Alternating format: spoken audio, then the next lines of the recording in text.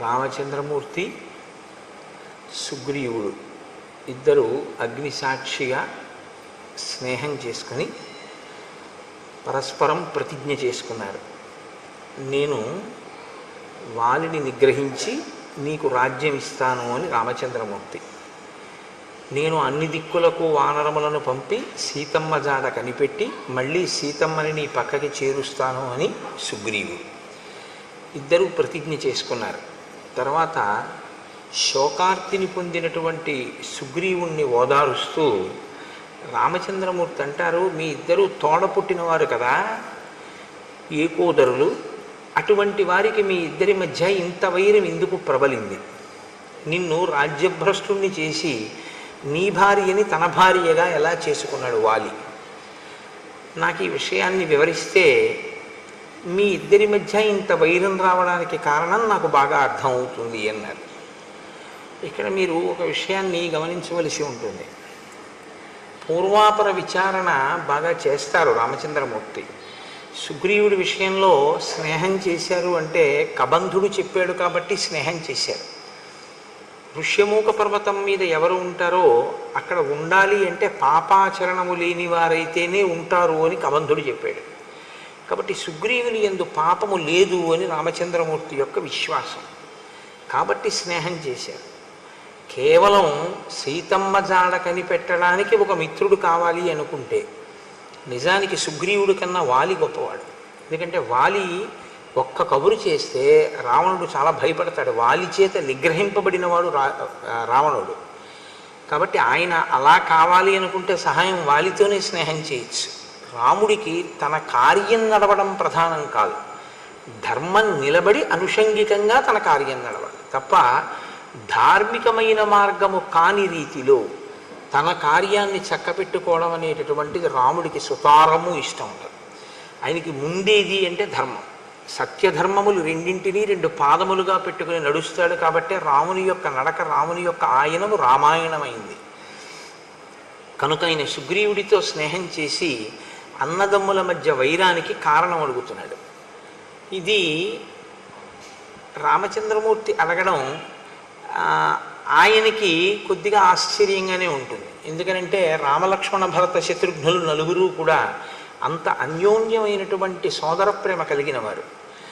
ఇంత సోదర ప్రేమ కలిగినటువంటి అనుభవం ఉన్నవాడే కానీ అన్నదమ్ముల్లో ఇంత దారుణంగా తమ్ముడి భార్యని తన భార్యని చేసుకుని తమ్ముణ్ణి రాజ్యం నుంచి వెళ్ళగొట్టినటువంటి అన్నగారిని చూడడం అనేటటువంటిది రామచంద్రమూర్తికి కించిత్ కొత్తతనంగానే ఉంటుంది. కాబట్టి ఆయన కారణం అడిగారు, అసలు ఏ కారణం చేత నువ్వు బయటికి పంపబడ్డావు అంటే సుగ్రీవుడు చెప్తున్నాడు, వాలీనామ మమ భ్రాత జ్యేష్ఠ శత్రునిషూదన పితుర్బహుమతో నిత్యం మమాపి చ తథాపుర.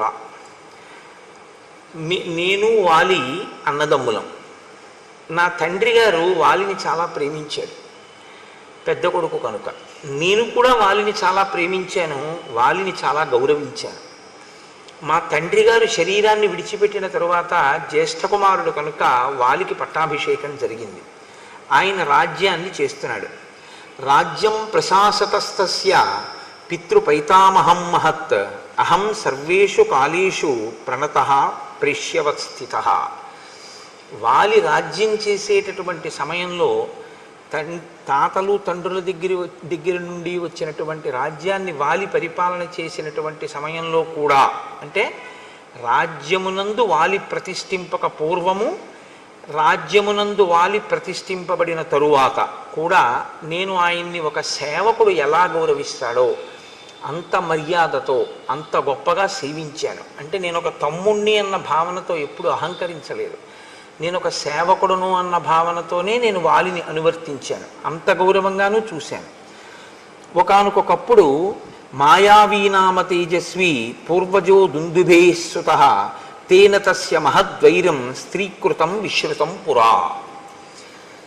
ఒక స్త్రీ కారణంగా వాలికి మాయావి అనబడేటటువంటి ఒక రాక్షసునికి వైరం వచ్చింది. ఈ మాయావి మయుని యొక్క కుమారులలో పెద్దవాడు. అంటే మీకు వాలి యొక్క శీలం ఎటువంటిది, సుగ్రీవుని యొక్క శీలం ఎటువంటిది? ఒక గీత గీసి మహర్షి మాటల్లోనే చూపిస్తూ ఉంటారు. ఒక స్త్రీ కారణంగా వైరం, అంటే ఒకే స్త్రీని ఇద్దరు కాంక్షించి ఉన్నారు కాబట్టి వాలికి మయుడికి మధ్యలో అభిప్రాయ భేదాలు వచ్చాయి. ఒకానొక రాత్రి వేళ, ఒక అర్ధరాత్రి సమయంలో ఆ మయుడు కిష్కింధా నగరానికి చేరుకున్నాడు. అప్పటికి వాలి నిద్రపోతున్నాడు. ఆయన వచ్చి ఒక పెద్ద సింహనాదం చేశాడు. ఓ వాలి, నువ్వు బయటికి రా, నిన్ను నేను నిర్జిస్తాను, నేను అందుకే వచ్చాను. అంటే వేళాపాలాలైనటువంటి క్రౌర్యం, వేళాపాలాలైనటువంటి ఆగ్రహం. అంటే ఇంకా అతను చేరిందే తడవు కిష్కింధ, వాలిని చంపెయ్యాలన్నంత క్రుద్ధుడై ఉన్నాడు. కాబట్టి ఇప్పుడు ఆయన ఒక పెద్ద కేక వేశాడు.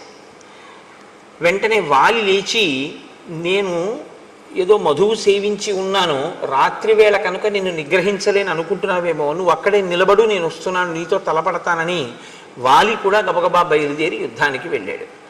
వాలిని అనుగమించి సుగ్రీవుడు కూడా వెళ్ళాడు. ఎందుకనంటే వాలి సుగ్రీవుల యొక్క ప్రేమ, ఈ వైరం రానంతకాలం కూడా రామలక్ష్మణుల మధ్య ప్రేమ ఎలా ఉంటుందో అలాగే ఉంటుంది అని నేను మాట అంటే అంత పెద్ద దోషభూయిష్టమైనటువంటి మాట ఏం కాదు అది. ఎందుకంటే ఇంచుమించు అంత ప్రేమతోనూ ఉంటారు ఇద్దరు. సుగ్రీవుడు అలా అనువర్తించాడు, వాలి కూడా అంత ప్రేమించినట్లే కనపడుతుంది మనకి. కాబట్టి సతుమే భ్రాతరం దృష్ట్వా మాంచ దూరాదవస్థితం అసురో జాత సంత్రాస ప్రదుద్రావ తతో భృశం. చాలా దూరం నుంచి వాలిని సుగ్రీవుణ్ణి చూశాడు. చూసి ఇంత యుద్ధానికి వచ్చి వాలిని మట్టు పెడతానని పెద్ద పెద్ద కేకలు వేసి సింహనాదం చేసినటువంటి ఆ మాయావి, ఆ మయుని కుమారులలో పెద్దవాడైనటువంటి మాయావి ఒక్కసారి పరుగు లంఘించుకున్నాడు. వెనక్కి తిరిగి ఆయన పరిగెత్తి వెళ్ళిపోతున్నాడు. విడిచిపెట్టలేదు వాలి ఆయన్ని తరిమాడు. ఆయన వెళ్ళి వెళ్ళి వెళ్ళి వెళ్ళి ఆ మాయావి పచ్చగడ్డితో ఉన్నటువంటి ఒక పెద్ద బిలంలోకి, భూగృహంలోకి ప్రవేశించాడు.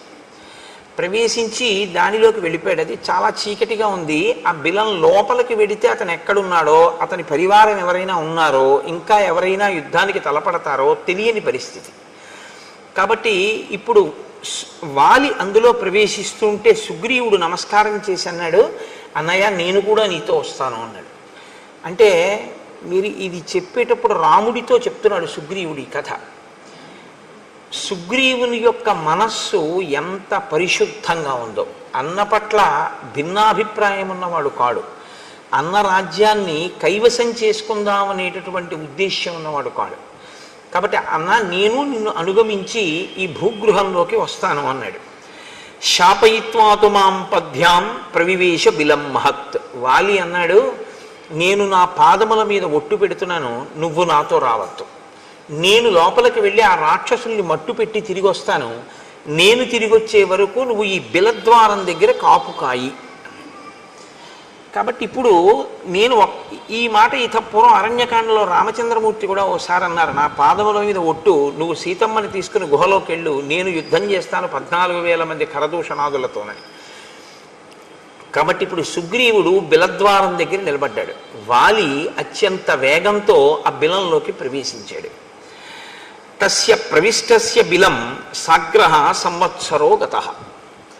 వాలి బిలంలోకి వెళ్ళిపోయాడు, సుగ్రీవుడు అక్కడ నిలబడ్డాడు. 1 సంవత్సరం అయిపోయింది. ఆయన తిరిగి రాలేదు, లోపల నుంచి ఏమీ చప్పుడు వినపడలేదు. 1 సంవత్సరం ఎదురు చూశాడు తిరిగి వస్తాడేమోనని, రాలేదు. కానీ 1 సంవత్సరం అయిపోయిన తర్వాత సఫేనం రుధిరం రక్తం అహం దృష్ట్వా సుదుఃఖితః. నురుగుతో కూడినటువంటి రక్త ప్రవాహం ఆ బిలంలోంచి పైకి రావడం మొదలుపెట్టింది. పైగా లోపల నుంచి వాలి వేసినటువంటి ఆర్తనాదములు, అంటే కొంచెం భయంతో కూడినటువంటి కేకలులా వినపడ్డాయి సుగ్రీవుడికి. అవి భయంతో వేశాడా వేయలేదా కాసేపు పక్కన పెట్టండి, ఆయనకు అలా వినపడ్డాయి. అహం త్వవగతో బుద్ధ్యా చిహ్నైస్తై భ్రతరం హతం సిధాయ చ బిలద్వారం శిలయా గిరిమాత్రయా శోకార్తశ్చోదకం కృత్వా కిష్కింధామాగత సఖే. సఖే అంటే ఓ రామా, ఓ స్నేహితుడా అని రాముణ్ణి ఉద్దేశించి మాట్లాడుతున్నాడు. ఓ స్నేహితుడా, నాకు ఎప్పుడైతే వాలి యొక్క కేకలు వినపడ్డాయో, ఆర్తనాదములు వినపడ్డాయో, రాక్షసుల యొక్క హాహాకారములు కూడా నాకు వినపడ్డాయో, నేను వాలి రాక్షసుల చేతిలో నిహతుడయ్యాడు. అక్కడ ఒక్క మాయావియే కాదు, చాలామంది రాక్షసులు ఉన్నారు. అందరూ కలిపి వాలిని మట్టు పెట్టారు అని నిర్ణయానికి వచ్చాను. వచ్చి వాళ్ళు పైకి వస్తారేమోనని. ఎందుకంటే ఎప్పుడూ సుగ్రీవుడికి జీవితాంతం పోలికే. ఎటువంటి పోలిక అంటే, నా అన్నగారు చాలా గొప్పవాడు, నా అన్నగారు చాలా పరాక్రమవంతుడు, అన్న చెయ్యలేని పని నేను చెయ్యలేను అని ఒక ఆలోచన ఎప్పుడు సుగ్రీవుడికి. కాబట్టి నా అన్నగారే ఎంత ప్రమాదంలో ఉన్నాడంటే, ఇప్పుడు నేను బిలంలోకి వెళ్ళి కానీ బిలద్వారం దగ్గర నిలబడగానే ఏం చేస్తాను? కాబట్టి లోపల ఉన్న రాక్షసులు పైకి రాకుండా చెయ్యాలనుకున్నాడు. అందుకని ఒక పెద్ద శిలను ఒక దాన్ని దొర్లించి తీసుకొచ్చి దాన్ని ఆ బిలద్వారానికి అడ్డంగా పెట్టేశాడు. ఇప్పుడు ఏమనుకున్నాడంటే, ఇక అందులోంచి రాక్షసులు పైకి రాలేరు, అందులో ఉండిపోతారనుకున్నాడు. వాలి ఉన్నా సరే వాలి కూడా పోతాడు. రాజ్యం తీసుకుందాం అనుకున్నవాడైతే సంవత్సర కాలం ఎదురు చూడడు కుట్ర చేయడానికి. పైగా అతను వెళ్ళిపోయేటప్పుడు శోకార్తశ్చోదకం కృత్వా అన్నాడు. నేను ఆయన గురించి శోకించి ఉదకక్రియ చేశాను అన్నాడు. ఉదకక్రియ చేయడం అంటే జలతర్పణం. అంటే చనిపోయాడు అన్న భావనలో మనసులో అతనికి ఏం అనుమానం లేదు. బతికున్నాడో చచ్చిపోయాడో, నేను గబుక్కుని బిలానికి అడ్డంగా ఓ రాయి పెట్టేశాను, అలాంటి భావన ఏం లేదు. ఖచ్చితంగా వాలి మరణించాడనే అనుకున్నాడు. అందుకే అతను ఉదకక్రియ కూడా చేసేసాడు. చేసేసి తిరిగి వచ్చాడు. నిజంగా రాజ్యం మీద సుగ్రీవుడికి వ్యామోహం ఉంటే వాలి చచ్చిపోయాడని మంత్రులకి చెప్పుండేవాడు. నేను బిలానికి అడ్డంగా ఒక శిలని పెట్టాను, ఉదకక్రియ చేశాను, వచ్చాను, కానీ అన్నయ్య చచ్చిపోయాడు అని నేను ఎలా చెప్పడం? అన్నయ్య ఏలినటువంటి రాజ్యాన్ని నేను ఏలగలనా? బహుశా అది ఆయన శంక. వాలి సింహాసనం మీద కూర్చుంటే అమ్మ బాబాయ్ వాలి పరిపాలిస్తున్నాడని ఎవరు రాలేరు. వాలి అంత సమర్థున్నా నేను వాలి కూర్చున్న సింహాసనం మీద కూర్చోడానికి? యువరాజుగా వాలి పక్కన కూర్చోగలనేమో, కానీ వాలి లేకుండా నేనే స్వతంత్రంగా పరిపాలన చెయ్యగలిగినటువంటి వాడిని కాను. అందుకని ఆయన మంత్రులకు చెప్పలేదు. కానీ వాళ్ళు ఏం చేశారు? యత్నతో మంత్రిభిశ్రుతం. వాళ్ళు గుచ్చి గుచ్చి గుచ్చి గుచ్చి ప్రశ్నించారు అనేక రకాలుగా. నువ్వు ఎందుకు వచ్చేసావు? వాలేడి? ఎందుకు రాలేదు? ఎప్పుడు వస్తాడు అని. దుఃఖముతో కూడుకున్నటువంటి మనసుతో ఉన్నవాడు కాబట్టి ఒక రోజున పైకి చెప్పేశాడు, వాలి మరణించాడు అని చెప్పాడు. ఎందుకని అంటే తను అలాగే నమ్మాడు. మంత్రులు అన్నారు, వాలి మరణించాడు, నువ్వు యువరాజువి, రాజు లేడు సింహాసనం మీద, సింహాసనం ఖాళీగా ఉండకూడదు, కాబట్టి ఉత్తరాధికారివి నువ్వే కనుక నీకు రాజ్యాభిషేకం చేస్తా ఉన్నారు. అభిషిక్తంతు మాం దృష్ట్వా వాలి సంరక్తలోచన మదీయాన్ మంత్రినో బద్ధ్వా పరుషం వాక్యమబ్రవీత్. ఈయనకి పట్టాభిషేకం చేశారు, సుగ్రీవుడు రాజ్యం చేస్తున్నాడు. సుగ్రీవుడు రాజ్యం చెయ్యడం మొదలుపెట్టినటువంటి కొద్ది కాలానికే వాలి వచ్చాడు. వాలి తిరిగి వచ్చి చూసి సుగ్రీవుడు రాజుగా ఉండడం చూడగానే ఆయన కళ్ళు ఎర్రబడ్డాయి. కుట్ర చేసి రాజ్యం పుచ్చుకున్నాడు అన్న భావన ఏర్పడింది. ఆయన సుగ్రీవుడిని అడగలేదు. అసలు సుగ్రీవుడు మాట్లాడడానికి కానీ సుగ్రీవుడు చెప్పడానికి కానీ అవకాశం ఇవ్వలేదు. సుగ్రీవుడు చెప్పింది నమ్మలేదు కూడా. కాబట్టి మదీయాన్ మంత్రినో బద్ధ్వా పరుషం వాక్యమబ్రవీత్. నా మంత్రులందరినీ ఖైదు చేసేసాడు. పైగా నన్ను చాలా పరుషంగా మాట్లాడాడు. ఏం మాట్లాడాడు అన్నది సుగ్రీవుడు చెప్పలేదు. పరుషంగా మాట్లాడాడు అంటే దాన్ని బట్టి మనం ఏమైనా అర్థం చేసుకోవలసి ఉంటుందంటే, నువ్వు రాజ్యకాంక్షతో కావాలని నన్ను చంపడం కోసమే బిలానికి శిల అడ్డుపెట్టి నేను లోపలికి వెళ్ళగానే అడ్డుపెట్టి వచ్చేసావు, వచ్చి రాజు అయ్యావు. సంవత్సరం ఎదురు చూసి వచ్చాడు అన్నదాన్ని వాలి ఊహించలేదు. వెళ్ళగానే బిలానికి శిల అడ్డుపెట్టాడు అనుకున్నాడు. కాబట్టి నిగ్రహేపి సమర్థస్య తం పాపం ప్రతిరాఘవ న ప్రావర్తతమే బుద్ధి భ్రాతుర్గౌరవయంత్రిత. నేనప్పుడు రాజ్యాధికారమునందున్నాను. బలవంతుడా బలహీనుడా కాసేపు పక్కన పెట్టండి. అధికారంలో ఉండడం చాలా గొప్ప బలం. ఎందుచేత అంటే సైన్యం అంతా కూడా సహకరిస్తుంది. రాజ్యాధికారం అటువంటిది. కాబట్టి నేను అధికారంలో ఉన్నాను కాబట్టి నేనే తలుచుకుంటే వాలిని నిగ్రహించగలను, కానీ నేను నిగ్రహించలేదు. హత్వా శత్రుం సమే భ్రాత ప్రవివేశ పురం తదా మానయంస్తం మహాత్మానం యథావచ్చాభ్యవాదయం. నేను అభివాదం చేశాను. మొన్నటి రోజున మీకు నేను మనవి చేశాను, అభివాదము అన్న మాటకు అర్థం ఏమిటో. అభివాదము అంటే నిలబడి చేసేది కాదు, వంగి మోకాళ్ళ మీద రెండు చెవులు పట్టుకుని చేస్తే అభివాదం. కాబట్టి రెండు చెవులు పట్టుకుని నేను అభివాదం చేశాను. అలా అభివాదం చేస్తే గుర్తేమిటంటే ఆశీర్వచనాన్ని అపేక్షించినట్లు. అభివాదం చేసినప్పుడు వెంటనే ఆశీర్వచనం చేస్తారు. కాబట్టి నాకు ఆశీర్వచనం చెయ్యలేదు మా అన్నయ్య. నేను అభివాదం చేసి మా అన్న పక్కన నిలబడ్డాను. ఉక్తాశ్చ నాశిషస్తేన సంతుష్టేన అంతరాత్మన. ఆయన మనసులో తృప్తిని పొందలేదు నేను అలా అభివాదం చేసినా కూడా. ఆయన నాకు ఆశీర్వచనం చెయ్యలేదు. నత్వా పాదావహం తస్య మకుటేనా స్పృశం ప్రభో అపి వాలీవమ క్రోధాత్ న ప్రసాదం చకారసః. నేను నా కిరీటం ఆయన పాదాలకు తగిలేటట్టుగా వంగి ఆయన పాదములకు నా కిరీటాన్ని తగల్చి నమస్కరించాను. నమస్కరించి నేను ఆయనతో ఒక మాట చెప్పాను, అన్నయ్య నేను యథార్థంగా రాజ్యం కోరుకోలేదు, నువ్వు మంత్రులను అడుగు. నేను 1 సంవత్సరం ఎదురు చూశాను నువ్వు వస్తావని. నురుగుతో కూడిన రక్తపు వరద వచ్చింది. నేను నీకే ప్రమాదం జరిగింది అనుకున్నాను. అందుకని 1 సంవత్సరం తర్వాత ఒక బండ అడ్డంగా పెట్టి తిరిగి వచ్చేశాను. నేను మంత్రులకు చెప్పలేదు. వారు నన్ను గుచ్చి గుచ్చి ప్రశ్నించారు. ప్రశ్నించి వాళ్ళు బలవంతంగా నాకు పట్టాభిషేకం చేశారు. అభిషిక్తోన కామేన తన్మేత్వం చంతుమర్హసి. నేను కావాలని చేసుకున్న పట్టాభిషేకం కాదు, కానీ నాకు పట్టాభిషేకం జరిగిందన్నమాట వాస్తవం. అన్నయ్య, ఈ జరిగిన పట్టాభిషేకానికి నన్ను క్షమించు, నాకు తెలియదు నువ్వు ఉన్నావని. కాబట్టి ఇప్పుడు ఈ రాజ్యాన్ని నీకు అప్పజెప్పేస్తున్నాను. నువ్వే సింహాసనం మీద కూర్చుని పరిపాలన చేయి. నీ వంటి మహాత్ముడు పరిపాలన చేస్తుంటే నీ మీద ప్రభువుగా కూర్చున్నాడు. ప్రభువుగా కూర్చున్నవాడు అకస్మాత్తుగా మళ్ళీ యువరాజుగా రావడం అనేటటువంటిది ఎవ్వరికీ అంగీకారయోగ్యం కాదు. యువరాజు రాజు తర్వాత ఉండేటటువంటి రాజరికం.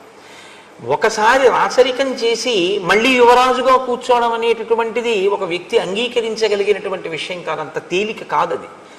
కానీ సుగ్రీవుడు దానికి సిద్ధపడ్డాడు.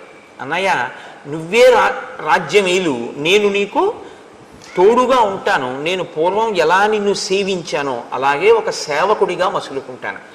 నేను యువరాజుగానే ఉంటాను అని అభ్యర్థించాను. కానీ వాలి సభని ఏర్పాటు చేసి మంత్రుల్ని పౌరుల్ని అందరినీ పిలిచాడు. పిలిచి ఒక మాట అన్నాడు. జరిగిన కథంతా చెప్పాడు. మాయావి వెంట మేము పరిగెత్తడం, తను బిలంలోకి వెళ్ళడం అన్నీ చెప్పి ఆ సభలో ఉన్న వారితో ఏం చెప్పాడంటే, ఈ దుర్మార్గుడు రాజ్యాన్ని కాంక్షించి నేను బిలంలోకి వెళ్ళగానే శిల అడ్డుపెట్టి వెళ్ళిపోయాడు. నేను తీరా మాయావిని వెతుక్కుంటూ లోపలికి వెళ్ళినటువంటి 1 సంవత్సరం తర్వాత నాకు ఆ మాయావి కనపడ్డాడంటే అది ఎంత పెద్ద బిలమో. ఆయనతో పాటు అక్కడ చాలామంది రాక్షసులు ఉన్నారు. నేను ఈ రాక్షసులందరినీ పరిమార్చాను. గుహ నెత్తుటితో నిండిపోయింది. నెత్తుటితో నిండిపోతే నేను ఆ గుహ నుంచి బయటపడవలసి వచ్చింది. తీరా నేను లోపల నుంచి సుగ్రీవా సుగ్రీవా సుగ్రీవా అని ఎంత అరిచినా నాకు జవాబు రాలేదు. నేను బయటికి వెడదామని వస్తే శిల అడ్డు పెట్టేసింది. నేను నా పాదములతో అనేక పర్యాయములు ఆ శిలని తన్నాను. తంతే ఆ శిల బద్దలైంది. బద్దలైన తర్వాత నేను బయటికి రాగలిగాను. ఈ క్రూరాత్ముడు ఇంత దుశ్చర్య చేసి నువ్విక్కడ ఉండు అని చెప్తే ఉండడం మానేసి శిలని అడ్డుపెట్టి ఇక్కడికొచ్చి రాజ్యాన్ని తీసుకున్నాడు. కాబట్టి వీడు నా పట్ల క్రూరంగా వ్యవహరించాడు, కాబట్టి నేను వీడిని చంపేస్తానన్నాడు అని నా భార్య రుమని తన భార్యగా స్వీకరించాడు. ఇక్కడ మీరు ఒక విషయాన్ని గమనించవలసి ఉంటుంది. తార అని ఒక ఆవిడ ఉంది, వాలి భార్య.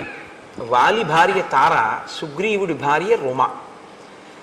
వాలి తారతో కలిసి రాజ్యం వెళుతుండేవాడు. వాలి మరణించాడు అని తెలిసిన తర్వాత, అంటే వాలి మరణించాడు అనుకున్న తర్వాత ఆమె సుగ్రీవుడికి భార్య అయింది తార.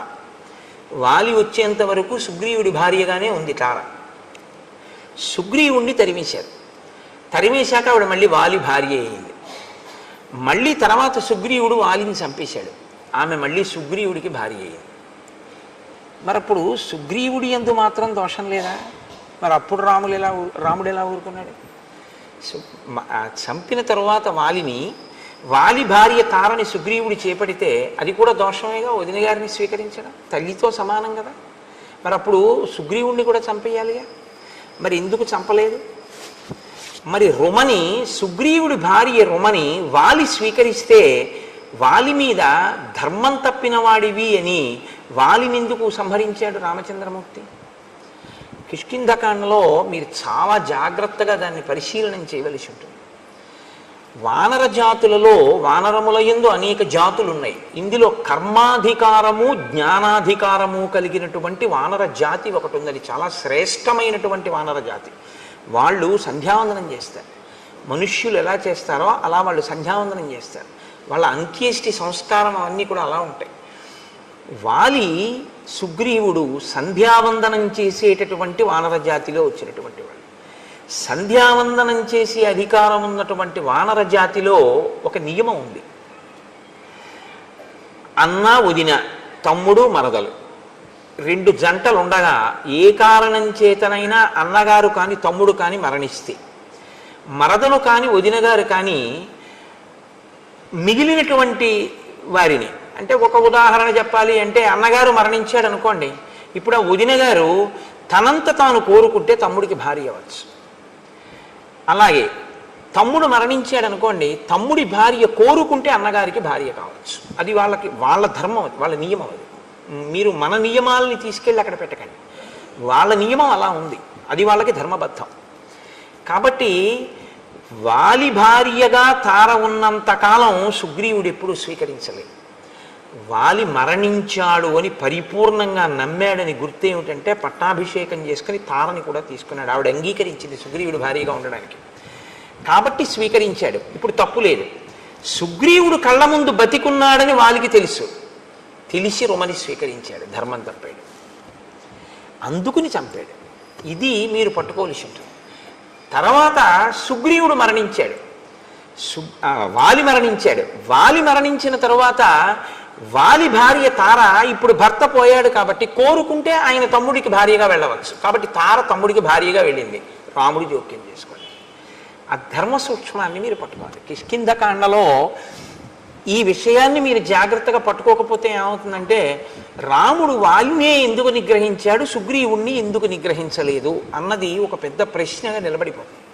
కాబట్టి నేను అనుకుంటున్నా ఇప్పుడు మీకు స్పష్టమైంది అని నేను అనుకుంటున్నాను. రాముడు ధర్మాత్ముడు, ఆయన ధర్మాన్నే నిలబెడుతూ ఉంటాడు ఇప్పుడు. కాబట్టి రామ, నేను బ్రతికుండగా నన్ను చంపడానికి ప్రయత్నం చేసి ఈ భూమండలం అంతా తిరిగాను వాలి తరువుకొస్తే. ఋష్యమూక పర్వతం మీదకి వచ్చి కూర్చున్నాను. కిష్కింధ పక్కనే ఉంది ఋష్యమూక పర్వతం. ఆఖరికి నేను ఈ ఋష్యమూకం మీదే కూర్చున్నాను. ఒక కారణం వల్ల ఇక్కడికి వాలి రాడు, అంతే చెప్పాడు. అప్పటికే ఆ మాటే చెప్పాడు. ఒకానొక కారణం చేత వాలి ఇక్కడికి రాలేడు. వాలే కాదు, వాలి అనుచరులు కూడా రాలేడు. అందుకని నేను ఇక్కడ ఉన్నాను, కానీ ప్రాణాలు అరచేత పెట్టుకుని ఉన్నాను. ఎందుకంటే నన్ను చంపాలి అని కృతకృత్యుడై ఉన్నాడు. ఎలాగైనా తమ్ముడిని చంపేస్తానంటున్నాడు. అందుకని ఏ క్షణంలో ఎవరిని పంపి నన్ను చంపుతాడోనని భయపడడం వల్లే మీ ఇద్దరిని చూసినప్పుడు కూడా వాలే పంపాడు అని నేను అంత భయపడ్డాను. నేను బ్రతికుండగా నా భార్య రుమని తన భార్యగా వాలి అనుభవిస్తున్నాడు. ఇది వాలి చేసినటువంటి ద్రోహం. అందుకని వాలిని సంహరించి నాకు రాజ్యాన్ని భార్యని ఇప్పించవలసింది అని నిన్ను ప్రార్థిస్తున్నాను అన్నాడు. ఇప్పుడు వెంటనే రామచంద్రమూర్తి అన్నారు, యావత్తం నాభిపశ్యామి తవ భార్యాపహారిణం తావత్ సజీవేత్ పాపాత్మ వాలి చారిత్ర దోషక. ఆయన తీర్పు చెప్తారు. చారిత్ర దోషక, నడవడి లేనివాడు. ధర్మం తెలియదా? తెలుసు. అలా చేపట్టకూడదు రుమనని తెలుసు, చేపట్టాడు. ఎలా చేపట్టాడు? తమ్ముడు బతికుండగా చేపట్టాడు, కాబట్టి ధర్మం తప్పాడు. ధర్మం తప్పినటువంటి ఆ వాలిని ఇక నేను బతకనివ్వను. నా కంటికి వాలి ఎంతకాలము కనపడడో అంతకాలమే బ్రతికుంటాడు. నా కంటికి వాలి కనపడిన ఉత్తర క్షణంలో వాలి మరణిస్తాడు. కాబట్టి నువ్వు ఇవ్వాలే, ఇప్పుడే బయలుదేరి కిష్కింధకి యుద్ధానికి పిలు. బయటికి వస్తాడు, నేను వాలిని చంపేస్తాను. సరే, బయలుదేరారు. ఆ వాలి, ఆ సుగ్రీవుడు రామచంద్రమూర్తితో, మీ పరాక్రమం మీద నాకు ఎటువంటి అనుమానం లేదు, మీరు ఇంద్రునితో తుల్యమైన వారు, మీరు వాలిని నిగ్రహించగలరు, వాలినేమి 3 లోకములనే నిగ్రహించగలరు, అంతటి పరాక్రమ సంపన్నులు. అటువంటి మీతో నాకు మైత్రి ఏర్పడడం చాలా గొప్ప విషయం, చాలా సంతోషించవలసిన విషయం. రాజ్యభ్రష్టుడైన ఒక వానరుణ్ణి నేను, అటువంటి వానరుడితో మీరు స్నేహం చేశారు. పైకి అంటూ ఉంటాడు ఈ మాటలు, కానీ సుగ్రీవుడి మనసులో ఉన్న భావనలన్నీ వేరు ఈ సందర్భంలో. ఎందుకో తెలుసా అండి, ఆయన ఎప్పుడైనా సరే లక్ష్మణుడిని అసలు కూర్చోమని చెప్పడం. ఆయన ఎప్పుడైనా కూర్చోమంటే రాముణ్ణే కూర్చోమంటాడు. రాముణ్ణి కూడా ఎలా కూర్చోమంటాడంటే, ఒక కొమ్మ విరిచి వేసి 2 పర్యాయాలు చేశాడు అలాగా. ఒక కొమ్మ విరిచి వేసి దాని మీద తను కూర్చుని రాముణ్ణి కూర్చోమంటాడు. ఒకసారి అయితే ఏమైందంటే, రామలక్ష్మణులు ఇద్దరు నిలబడ్డారు, తను కూర్చుని మాట్లాడాడు. ఆ తరువాత ఏం చేశాడంటే, చూసి రామ మీరు కూర్చోండి అని లేచి ఒక మద్ది చెట్టు కొమ్మ విరిచి ఆసనంగా వేసి కూర్చోండని తను కూర్చుని ఇలా కూర్చోమన్నాడు. అంటే మహాత్ముల సరసన కూర్చోవడం, మహాత్ములతో సమానంగా కూర్చోవడం వారిని అవమానించడమే. అంటే వారు కూర్చోమంటే కూర్చోవచ్చు, అందులో దోషం లేదు. అలా ఉండకూడదు. మనం ఆ గమనించగలిగినటువంటి స్థితిని చూడాలి. ఇది సుగ్రీవుడికి తెలియదా? రాముడు మహాత్ముడని తెలియదండి, తెలియకపోవడం వల్ల అలా ప్రవర్తించాడు అని మీరు అన్నారు అనుకోండి. లేకపోతే మహాత్ములతో అలా ప్రవర్తించకూడదని సుగ్రీవుడికి తెలియదండి అని మీరు అన్నారనుకోండి. మహాత్ములతో అలా ప్రవర్తించకూడదన్న విషయం సుగ్రీవుడికి తెలుసు అనడానికి మహర్షి ఒక సాక్ష్యాన్ని చూపిస్తాడు. నేను మీకు ఎదర వచ్చినప్పుడు చూపిస్తాను. అంటే తెలిసి అలా ప్రవర్తించాడు. ప్రవర్తించి మీ అంతటి వారు నాతో స్నేహం చేస్తున్నారు, ఇంకింతకన్నా ఏం కావాలంటాడు. కానీ మనసులో అనుమానపడుతుంటాడు. ఏమనుమానపడ్డాడంటే, ఆగండి వెడదాం, పిలుస్తాను వాలిని, యుద్ధం చేస్తాను, మీరు చంపుదురు కానీ నేను ఒక్క మాట చెప్తాను, కొంచెం వినండి అన్నాడు. దేని గురించి భయం సుగ్రీవుడికి అంటే ఇప్పుడు బయటపడుతున్నాడు.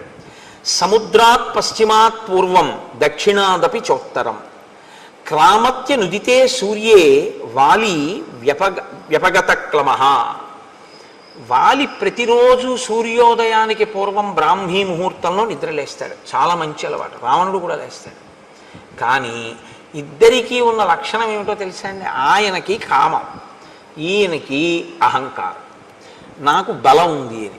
సంధ్యావందనం చెయ్యాలి అనుకున్నటువంటి వాడు ఒక చోట కూర్చుని చేసుకుంటే చాలు, అంతేకాని బలం ఉంది కదా అని సంధ్యావందనం చేసేటటువంటి వాడు ఏదో చెరువు దగ్గరికి వెడితే 4 గట్ల మీద సంధ్యావందనం చేయాలి, 4 చోట్లకి వెళ్ళి తర్పణ అర్ఘ్యం ఇవ్వాలని ఏం లేదు. కానీ ఒంటి బలం అటువంటిది. కాబట్టి ఆయన ఏం చేస్తాడంటే 4 సముద్రముల దగ్గరికి వెడతాడు అర్ఘ్యం ఇచ్చేటప్పుడు. అంటే దిగ్దేవతా నమస్కారానికి తిరిగినట్టుగా 4 సముద్రములకు వెడతాడు. తూర్పు సముద్రం, పశ్చిమ సముద్రం, ఉత్తర సముద్రం, దక్షిణ సముద్రం ఒక్కొక్క గంతులోనే వెళ్ళిపోతాడు.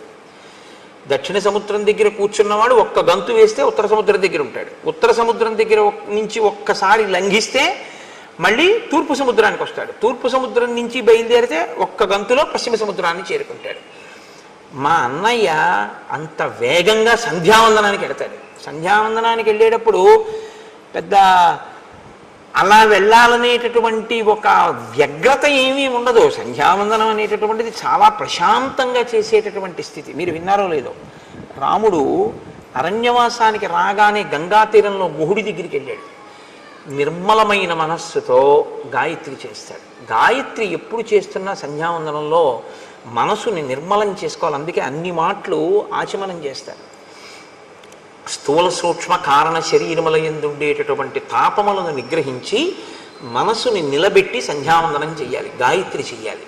అది బుద్ధిని ప్రచోదనం చేస్తుంది. కాబట్టి రాముడు చేస్తే ప్రశాంత చిత్తుడై చేస్తాడు. వాలి చేస్తే తన బలాన్ని బయట పెట్టుకునేటట్టు చేస్తాడు. సంధ్యావందనంలా చెయ్యాలి తప్ప సంధ్యావందనం వేలంబరానికి వెటకారాలకి సంధ్యావందనాలు చేయకూడదు. అది చాలా ప్రమాదం కూడా. అలాంటి పిచ్చి పనులు ఎప్పుడూ చేయకూడదు. దాన్ని చేసేటప్పుడు తదేక దృష్టితో జాగ్రత్తగా ఆ మర్యాదతో ఆ గౌరవంతో చేయవలసి ఉంటుంది. కాబట్టి 4 సముద్రముల దగ్గరికి వెడతాడు మా అన్నయ్య. ఒక్కొక్క గంతులో వెళ్ళిపోతాడు. అయిపోయిన తర్వాత ఏం చేస్తాడో తెలుసా? సంధ్యావందనం అయ్యాక అంటే సూర్యోదయం అయిపోయే లోపల ప్రాయశ్చిత్తం లేకుండా కదా అర్ఘ్యం ఇచ్చేయాలి. కాబట్టి త్వరతో ముందు సంధ్యావందనం చేస్తాడు. చేసిన వెంటనే ఏం చేస్తాడంటే అగ్రాణ్యారుహ్య శైలానాం శిఖరాణి మహాంత్యపి ఉత్పాత్య తరస ప్రతిగృహ్ణాతి వీర్యవాన్. ఆయన పర్వతముల యొక్క శిఖరముల దగ్గరికి వెళ్ళి నించుంటాడు. నించుని ఆ పర్వత శిఖరములను ఊపి చేత్తో బంతులు పట్టుకున్నట్టు పట్టుకుంటాడు. పట్టుకుని ఈ శిఖరములను గాలిలోకి ఎగరేస్తాడు. ఎగరేసి పట్టుకుంటూ ఉంటాడు కింద పడకుండా. పర్వత శిఖరములను పిరికి ఆడుకోవడం మా వాడికి పొద్దున్నే చేసుకునే వ్యాయామం లాంటిది. బంతి ఆట కింద లెక్క అది. శిఖరములతో ఆడుకుంటాడు అలాగా. అంటే ఎంతటి బలవంతుడో, ఎంతటి వేగం ఉన్నవాడో గమనించు. బలం ఉండడం ఒకెత్తండి, బలానికి పక్కన వేగం ఉండడం మరింత ద్విగుణీకృత బలం. అది బలం ఉన్న చోట వేగం ఉండాలని లేదు, వేగం ఉన్న చోట బలం ఉండాలని లేదు. బలము వేగము కూడా ఉన్నాయనుకోండి, చాలా కష్టం ఇంకా పట్టుకోవడం. అంత వేగంగా వచ్చి మీద పడిపోతాడు. అంత వేగం ఉన్నవాడు, అంత బలం ఉన్నవాడు మా అన్నయ్య. బహవః సారవంతశ్చ వనేషు వివిధాద్రుమాః వాలినా తరసా భగ్న బలం ప్రథయతాత్మనః. మా అన్నయ్య పచ్చగా ఉన్నటువంటి ఆకులతో ఉన్న సాలవృక్షముల దగ్గరికి వెడతాడు. వెళ్ళి ఆకాశం అంతెత్తు పెరిగిపోయి కొమ్మలతో రెమ్మలతో పచ్చి ఆకులతో ఉన్న సాలవృక్షం దగ్గరికి వెళ్ళి దాని మొదలు పట్టుకుని ఒకసారి ఊపుతాడు. ఊపి పైకి చూస్తాడు. చూస్తే అపర్ణః, ఇహ ఆకులు ఉండవు ఆ చెట్టుకి, అన్ని ఆకులు కింద పడిపోతాయి. పచ్చాకు పడ్డం చాలా కష్టం, పచ్చాకు ఊడదు. కానీ మా అన్నయ్య సాలవృక్షాన్ని కదిపితే ఆకులన్నీ ఊడి కింద పడిపోతాయి. అంతటి మహాబలవంతుడు. అంటే ఏమిటి? నిన్ను నమ్మి నేను వెళ్ళొచ్చా? నేను వెళ్ళి యుద్ధానికి పిలిచిన తరువాత నువ్వు తట్టుకోలేకపోతే, ఏదో వాలి చంపేస్తానంటున్నావు, మంచిదే పాపం, ఏదో మిత్రత్వంతో. కానీ తీరా అక్కడికి నువ్వు వచ్చి కాళ్ళు చాపావనుకో, నా పరిస్థితి ఏమిటి? వదిలిపెట్టండి నన్ను ఇంకా. కాబట్టి మా అన్నయ్య బలం ఏమిటో ముందు తెలుసుకో. అంటే రాముని మీద కించిత్ అనుమానం ఉంది. రాముని యొక్క బలం మీద పరిపూర్ణమైనటువంటి విశ్వాసం ఉన్నవాడు కాదు. ఈ మాట చెప్పిన తరువాత ఇంకొకటి చెప్తున్నాడు. మహిషోదుందుభిర్నామ కైలాస శిఖర ప్రభ బలం నాగసహస్రస్య ధరయామాస వీర్యవాన్. దుందుభి అని ఆ మాయావి యొక్క తమ్ముడు, వాడికన్నా గొప్పవాడు వీడు. వీడికి 1000 ఏనుగుల యొక్క బలం ఉన్నటువంటి వాడు. 1000 ఏనుగుల బలం ఉంటే వచ్చిన ఇబ్బంది ఏముందండి? దానికి పెద్ద గొడవ ఉంది. ఆయన బలం అయింది, ఆయన తిండి అయింది. కానీ వచ్చిన బాధ ఏమిటంటే బలం ఉంది కాబట్టి రోజు ఎవరో ఒకళ్ళతో యుద్ధానికి వెళ్తాడు. యుద్ధానికి వెళ్ళడానికి ఆయనకి ఈయనకి ఏమీ అభిప్రాయ భేదాలు ఉండక్కర్లేదు. బలవంతులు ఎవరని అడుగుతాడు. బలానా ఆయన బలవంతుడండి అన్నారనుకోండి, నేను పొద్దున్నే వెళ్ళి వాళ్ళు ఇంటి ముందుకు వెళ్ళి జబ్బలు ధరుస్తాడు. వస్తావా రావా యుద్ధం చేస్తానంటాడు. అంటే ఓడించేయాలంతే. నేను బలవంతుడననేటటువంటి ఒక ఖండకావరం అన్నమాట. కాబట్టి ఈ దుందుబి 1000 ఏనుగుల బలం ఉన్నవాడు కాబట్టి ఒకసారి సముద్రుడి దగ్గరికి వెళ్ళాడు. సముద్రుడు అనంతమై గంభీరంగా ఉంటాడు కాబట్టి ఆయన దగ్గరికి వెళ్ళి జబ్బలు చరిచి అన్నాడు, నువ్వు ఇంత పెద్ద సముద్రుడు ఉన్నావు, ఇంత బలవంతుడు అంటారు, ఇవాల్టితో నీ పొగరనిచేస్తాను, రా యుద్ధానికి అన్నాడు. ఆయన ఏం చేశాడు అంటే ఆయన ఏం చెయ్యక్కర్లేదు. బలం ఉంది కాబట్టి గొడవ పెట్టుకుంటూ ఉంటాడు. అదే రాక్షస ప్రవృత్తి అంటే, అంతకన్నా ఇంకేం ఉండదు. కాబట్టి ఎప్పుడైనా అటువంటి వాడు మీకు కనపడితే మీరేం చేయాలంటే సముద్రుల్లా హిమవంతుల్లా మాట్లాడాలి అని గుర్తుపెట్టుకోండి. తప్ప మీరు యుద్ధానికి వెళ్ళిపోకూడదు, వాళ్ళే మీరు కూడా రెచ్చిపోకూడదు. కాబట్టి సముద్రుడు ఎంత గంభీరంగా మాట్లాడాడంటే ఆయనే గాంభీర్యం సముద్రం అంటే. తత సముద్రో ధర్మాత్మ సముద్ధాయ మహాబల అబ్రవీద్వచనం రాజనం అసురం కాలచోదితం. కాలము చేత గ్రసింపబడడానికి సిద్ధపడుతున్నటువంటి ఆ దుందుబికి ఈ కండకావరం పెరిగింది. కాబట్టి సముద్రుడి దగ్గరికి వెడితే సముద్రుడు లేచన్నాడు, నీతో నేనేమి యుద్ధం చేస్తానయ్యా? సమర్థో నాస్మితే దాతుం యుద్ధం యుద్ధ విశారద శ్రూయతాం చాభిదాస్యామి ఎస్తే యుద్ధం ప్రదాస్యతి. శైలరాజో మహారణ్యే తపస్వి శరణం పరం శంకర శ్వశురో నామ్నా హిమవానితి విశ్రుత గుహప్రస్రవణోపేతో బహుకందర నిర్ఝర స సమర్థస్తవ ప్రీతిం అతులాం కర్తుమాహవే. ఉత్తర దిక్కున హిమవంతుడు ఉన్నాడు. హిమవంతుడు చాలా పెద్ద పర్వతం. ఋషులందరూ ఆయన్ని ఆశ్రయించి ఉంటారు తపస్సు చేసుకోవడానికి. ఆ హిమవత్ పర్వతం మీద ఉంటారు. ఆయన యందు పెద్ద పెద్ద గుహలు ఉన్నాయి. అనేకమైన నదులు పుట్టి ఆయన మీద ప్రవహిస్తూ ఉంటాయి. అంత బలవంతుడు. పైగా శంకరుడికి మామగారు. కాబట్టి ఆ హిమవంతుడి దగ్గరికి వెళ్ళి అడుగు, ఆయన చేస్తాడు యుద్ధం. నీలాంటి వాడితో నేనేం యుద్ధం చేస్తాను, కాబట్టి నాతో యుద్ధం అక్కర్లేదు, నేనే చెప్తున్నానుగా చేయలేనని ఆయన దగ్గరికి వెళ్ళాను.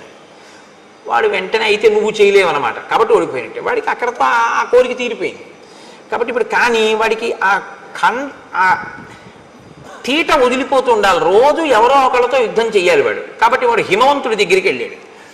పిలిచి, నువ్వు నాతో యుద్ధం చేయాలి, సముద్రుడు నీ గురించి ఇంత గొప్పగా చెప్పాడు, నేను నీతో యుద్ధానికి వచ్చానన్నాడు. అంటే ఆయన అన్నాడు, దేనికి యుద్ధం, మన ఇద్దరి మధ్య వైరమేం లేదు, నిష్కారణంగా నాతో యుద్ధం ఎందుకు అంటే, లేదు నాకు బలం ఉంది, నువ్వు బలవంతుడవో నేను బలవంతుడినో తేలిపోవాలన్నాడు. నీ అంత బలవంతుడిని నేను కాదని నేనే చెప్తున్నాను. నేనేదో తాపసులకి ఆశ్రయం ఇస్తూ ఉంటాను, వాళ్ళు తపస్సు చేసుకుంటూ ఉంటారు నా దగ్గర, నేను అందుకు పనికి వచ్చేవాడినే కానీ ఇలా యుద్ధాలు అవినే చేయలేను అన్నాడు. నువ్వు యుద్ధం అన్నా చెయ్యి, నాతో యుద్ధం చేసేవాడిని అన్నా చూపించన్నాడు. అదో పెద్ద విచిత్రమైనటువంటి విషయం. ఒక్కొక్కడి స్థితి, రాక్షసత్వం అన్న మాట అంత ప్రబలంగా ఉంటుంది వాళ్ళలో ఉండేటటువంటి మనఃప్రవృత్తి. అంటే ఆయన అన్నాడు, వాలీనామ మహాప్రాజ్ఞ శక్రతుల్య పరాక్రమ అధ్యాస్తే వానర శ్రీమాన్ కిష్కింధాం అతుల ప్రభాం స సమర్థో మహాప్రాజ్ఞ తవ యుద్ధ విశారద ద్వంద్వయుద్ధం మహద్దాతుం నముచేరివ వాసవ. నముచికి ఇంద్రుడికి యుద్ధం జరిగితే ఎలా ఉంటుందో అలా ఉంటుంది నువ్వు వాలితో యుద్ధం చేస్తే. కిష్కింధారాజ్యాన్ని పరిపాలన చేస్తున్నాడు, మహాబలవంతుడు, నీకు తగినవాడు, ఆయనతో యుద్ధం చేయి, మీ ఇద్దరికీ సరిపోతుంది, బాగుంటుంది, నాతో ఎందుకు, అక్కడికి వెళ్ళన్నాడు. అంటే మళ్ళీ ఒక్క గంతులో అక్కడి నుంచి ఇక్కడికి వచ్చాడు. కానీ పాపం అప్పటికే తిరిగాడు కదండి. మరి ఓసారి సముద్రుడి దగ్గరికి వెళ్ళాడు, ఓసారి హిమవంతుడి దగ్గరికి వెళ్ళాడు. దేనికి? ఓ పుణ్యమా పురుషార్థమా? గొడవ తెచ్చుకోవడానికి వెళ్ళాడు. గొడవ పెట్టుకోలేదు వాళ్ళు గొడవ పెట్టుకోలేదన్న కక్ష కడుపులో ఉండిపోయింది. వాళ్ళు గొడవ పెట్టుకోలేదు, ఇవాళ నాకు యుద్ధం చేయడానికి ఒక్కడ దొరకలేదు, సూర్యాస్తమయం అయిపోయింది. వాడికి ఎంత బాధో చూడండి. ఏదో ఇవాళ నేను అయ్యో ఒక్క గుడికి వెళ్ళలేదు, ఒక్క గోపురానికి వెళ్ళలేదు, రామాయణంలో ఒక్క శ్లోకం చదవలేదు, ఒక్కసారి రామనామం రాయలేదు, రామరామ అనలేదు, ఇవాళంతా ఏమిటో ఇలా గడిచిపోయింది అని భక్తుడు విసుక్కున్నట్లు వాడికి చాలా కోపం వచ్చింది. సూర్యాస్తమయం అయిపోయింది, ఒక్కడు గొడవకు వచ్చిన వాడు లేడు, ఒక్కడితో యుద్ధం దొరకలేదు, చీకటి పడిపోయింది. వీడు వస్తాడో రాడో, పడుకున్నాడో ఏమో. కాబట్టి ఇప్పుడు రెచ్చగొట్టడానికి కిష్కింధ వెళ్ళాడు. అప్పటికే బాగా చీకటి పడిపోయింది, ఊరుకోవచ్చు, కానీ రేపొద్దున మళ్ళీ ఎక్కడికైనా వెళ్ళిపోతానంటాడేమో అని కంగారు, యుద్ధానికి ముందే సిద్ధం చేసేసుకుంటే పోతుందని. అంటే ఎంత వెర్రిగా ఉంటారో చూడండి ఒక్కొక్కళ్ళ మనస్తత్వం. మీరు ఇవి చూసి రామాయణం చూసి అలా ఉంటారనుకోకండి. నేను పేర్లు చెప్తే బాగుండదు, పేపర్లలో చదవట్లా మీరు, ఎంతమందో ఇలాంటి వాళ్ళు. కాబట్టి అయిన దానికి కాని దానికి జబ్బలు చదవడం, రా నాతో అంటూ ఉండడం, ఎంత రాక్షసత్వంతో ఉంటారు. కిమర్థం నగరద్వారం ఇదం రుద్ధ్వా వినర్దసి దుందుబే విదితో మేసి రక్ష ప్రాణాన్ మహాబల. వాలి ఈ దుందుబి చేసినటువంటి హడావిడి విన్నాడు. ఆయన వచ్చినవాడు ఊరుకున్నాడా? ఒక మహిష రూపంలో వచ్చాడు. వచ్చి ఒక పెద్ద మహానాదం ఒకటి చేశాడు. ఆ కిష్కింధంతా చెట్లు ఉన్నాయి, ఆ చెట్లన్నీ విరగ్గొట్టేస్తున్నాడు. గిట్టలతో భూమినంతటినీ కూడా ఇలా దున్నేసి ఆ పైకి మట్టి రేపేసి భూమిని బద్దలు చేసేస్తున్నాడు ఆ బలంతో. ఆ నగర ద్వారాన్ని భేదించేస్తున్నాడు, బద్దలు కొడుతున్నాడు. బద్దలు కొడుతుంటే వాలి నిద్ర లేచన్నాడు, ఎందుకురా, ఎవడరా అల్లరి చేస్తున్నవాడు, ఏమిట్రా అంత కంగారు వాడికి, ఎందుకు అలా ఆ నగర ద్వారాన్ని బద్దలు కొడుతున్నాడు అన్నాడు. అంతే ఆయన అడిగింది, నాకు నీతో యుద్ధం కావాలి, ఇప్పుడు చేస్తావా రేపు చేస్తావా అని అడిగితే అయిపోతుంది పోనీ. కానీ వీడన్నాడు, అంటే రాక్షసత్వం అంటే మాటలు ఎలా ఉంటాయో చూడండి, అకారణంగా.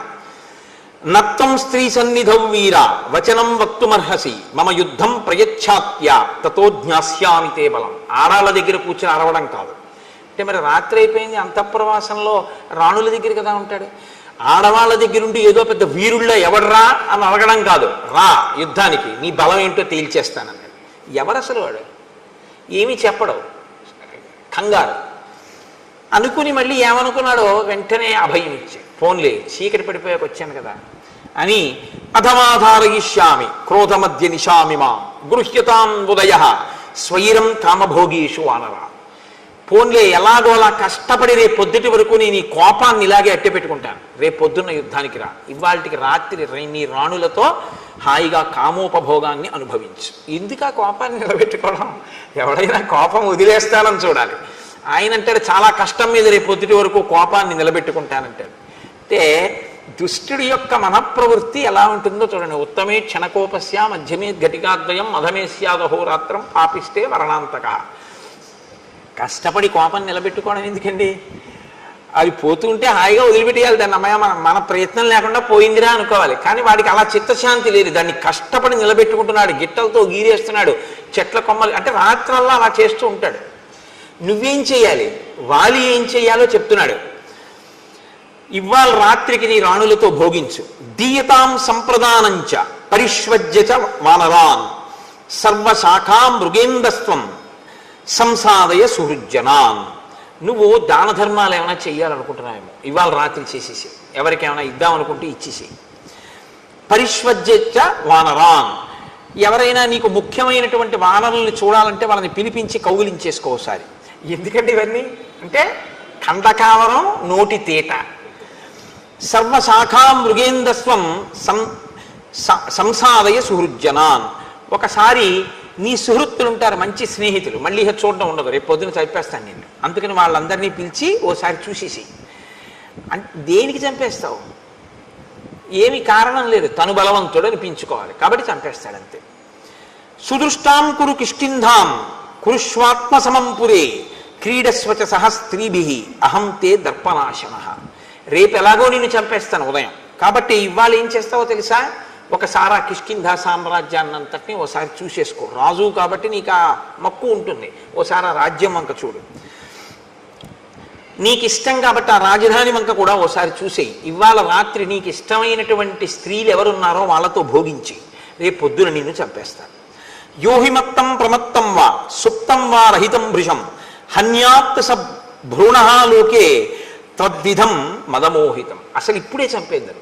ఎందుకు వదిలేస్తున్నానో తెలుసా? నువ్వు తాగి రాణులతో భోగం అనుభవిస్తూ ఉంటావు కాబట్టి నిద్రపోతున్న వాణ్ణి, ఆయుధం లేనివాణ్ణి, యుద్ధానికి సిద్ధంగా లేనివాణ్ణి, ఏదో కామోపభోగంలో ఉన్నవాణ్ణి చంపడం అంటే భ్రూణహత్య, పసిపిల్లాన్ని చంపడంతో సమానం. కాబట్టి నేను అటువంటి పాపపు పనులు చేయనన్నాడు. మళ్ళీ ఇందులో మళ్ళీ పాపపుణ్య విచారణ ఒకటి వాడికి. రాక్షసత్వం అంటే అలాగే ఉంటుందండి, చాలా గమ్మత్తుగా ఉంటాయి వాళ్ళ మాటలు. కాబట్టి రేపొద్దున్న యుద్ధానికి రాను అంటే వాడికి వీడికన్నా సరదా వాడికి. వాడన్నాడు రేపొద్దుడి దాకా అయింది, నేను తాగిన అది వీరరసం, నేను మధుపానం చేసినా అది నన్నేం అడ్డదు, కాబట్టి నిన్ను ఇప్పుడే చంపేస్తాను, రేపొద్దుడి దాకా అయింది, అవన్నీ నాకేం అవసరం లేదన్నాడు. అని వెంటనే లోపలికి వెళ్ళి తమేవ ముక్త్వా సంక్రుద్ధో మాలాముక్షిప్య కాంచనీం పిత్రా దత్తాం మహేంద్రేణ యుద్ధాయ వ్యవతిష్ఠత. తన తండ్రి అయినటువంటి మహేంద్రుడిచ్చిన బంగారు మాల ఒకటి ఉంది, ఆ మాల తీసి మెడలో వేసుకున్నాడు. ఆ మాలకి ఒక శక్తి ఉంది, అది తనలోని తేజస్సుని తనలోని బలాన్ని క్షీణించిపోకుండా మాల స్వీకరించి కాపాడుతుంది. ఎదుటివారి బలాన్ని లాగేస్తుంది అని చెప్పకూడదు మీరు ఎప్పుడు. అది ఆయనలో తేజస్సుని ఆయనలో బలాన్ని క్షీణించిపోకుండా తనలోకి తీసుకుని కాపాడి మళ్ళీ ఇస్తూ ఉంటుంది. మహేంద్రుడిచ్చిన మాలకి ఆ శక్తి ఉంది. అందుకే అది మెడలో ఉన్నంతసేపు వాలి మరణించాడు. వాలి మరణించాలి అంటే అది మెడలోంచి తీసేయాలి, అది మెడలోంచి తీస్తేనే మరణిస్తాడు. కాబట్టి ఇప్పుడు ఆ హారాన్ని మెడలో వేసుకున్నాడు. వేసుకుని వెళ్ళి ఆ రెండు కొమ్ములు పట్టుకుని ఎవడరా దుందుభి నువ్వే అని అన్నాడు. అవును నేనే అన్నాడు. రేపు పొద్దుడు దాకా ఎందుకు ఇప్పుడు రా అని రెండు కొమ్ములు పట్టుకుని విరిచేశాడు. ఇంత అల్లరి చేసిన వాడు ఏమీ లేదు. 4 పిడిగుద్దులు గుద్దాడు, ముక్కులోంచి చెవుల్లోంచి నోట్లోంచి నెత్తురు కక్కుని ఢామ్మని చచ్చిపోయాడు.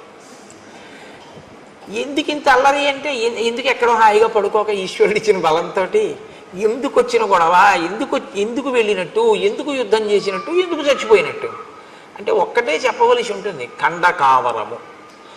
కాబట్టి తం తోలయిత్వా బాహుభ్యాం గతసత్వం అచేతనం చిక్షేప బలవాన్ వాలి వేగే నైకేన యోజనం. అదిగో అప్పుడు మా అన్న వాలి ఏం చేశాడో తెలుసా? ఆ చనిపోయినటువంటి దుందుభిని కోపంతో వాడు కొనప్రాణంతో ఉండగా 2 చేతులతో పైకెత్తి గిర్ర గిర్ర గిర్ర గిర్ర తిప్పి విసిరిశాడు. పర్వతం అంత శరీరం ఉన్నవాడు దుందుభి. ఆ శరీరాన్ని విసిరితే అది యోజనం దూరం వెళ్ళి పడింది రామ. ఇదిగో ఆ పడిపోయిన శరీరమే ఇప్పుడు అస్థిపంజరం అయిపోయింది, ఎండిపోయి అది ఇలా అయిపోయింది. ఆ విసిరినప్పుడు నవరంధ్రములలోంచి నెత్తురు కారుతోందేమో దుందుబి శరీరంలోంచి. తస్య వేగ ప్రవిద్ధస్య వక్త్రాక్షతజబిందవ ప్రపేతుర్మారుతో క్షిప్త మతంగస్యాశ్రమం ప్రతి. ఆ గాలిలో వచ్చేస్తున్నటువంటి ఆ దుందుబి యొక్క శరీరంలోంచి కారుతున్న నెత్తురు మతంగ మహర్షి యొక్క ఆశ్రమంలో పడింది, ఆశ్రమ ప్రాంగణంలో పడింది. ఆయన బయటికి వచ్చారు. ఏట్రా పెద్ద చప్పుడైంది, ఏదో పడిపోయినట్టు అని బయటికి వచ్చారు. బయటికి వస్తే నెత్తురు పడిపోయింది అదంతా. ఆయన వెంటనే ఒకసారి అంతర్ముఖులై చూశారు, ఎందుకు పడింది ఇంత రక్తం అని. దుందుబి శరీరాన్ని వాలి విసిరాడు అని గ్రహించారు. ఆయన అన్నారు, వనమ్మత్ సంశ్రయం ఏన దూషితం రుధరస్రవై సంభగ్నా పాదపాశ్చేమే క్షిపతే హాసురీం తను. నేను ప్రాణప్రదంగా పెంచుకుంటున్నటువంటి చెట్లతో కూడినటువంటి ఈ ఆశ్రమం నేను నివసించేటటువంటి ప్రదేశం, దీన్ని కలుషితం చేశాడు వాలి. ఆ నెత్తుటి ధారలు ఇక్కడ పడేటట్టుగా విసిరాడు దుందుబి కళేవరాన్ని. కాబట్టి ఎవడైతే ఈ శరీరాన్ని ఇలా విసిరాడో వాడు ఈ ఆశ్రమంలోకి అడుగు పెడితే వెంటనే మరణిస్తాడు అని ఊరుకోలేదు ఆయన. సమంతాద్యోజనం పూర్ణం ఆశ్రమం మమకం యది ఆగమిష్యతి దుర్బుద్ధి వ్యక్తం సన భవిష్యతి. నేను ఎంతో కష్టపడి ఈ వనాన్నంతటినీ పెంచి పెద్ద చేసి కందమూలములు తింటూ ఉంటాను, నా బిడ్డల్లాంటివి ఈ చెట్లన్నీ. ఇటువంటి చెట్లన్నీ పాడైపోయేటట్టుగా విసిరాడు ఆ దుందుబి శరీరాన్ని. మరి పర్వతం అంతా శరీరం పడిపోతే చెట్లు పాడవండి. కాబట్టి ఈ ఆశ్రమంలోకే కాదు, ఆశ్రమానికి ఒక యోజనం దూరంలో ఎప్పుడైనా వాలి లోపలికి వస్తే వెంటనే వాలి మరణిస్తాడు అని ఆయన అన్నాడు. వాలి ఈ కోపాన్ని పెట్టుకుని తన వాళ్ళని పంపించి పాడు చేస్తుంటాడేమో అని. దివసస్యాస్య మర్యాద యంద్రష్టాశోస్మి వానరం బహువర్ష సహస్రాణి సవై శైలో భవిష్యతి.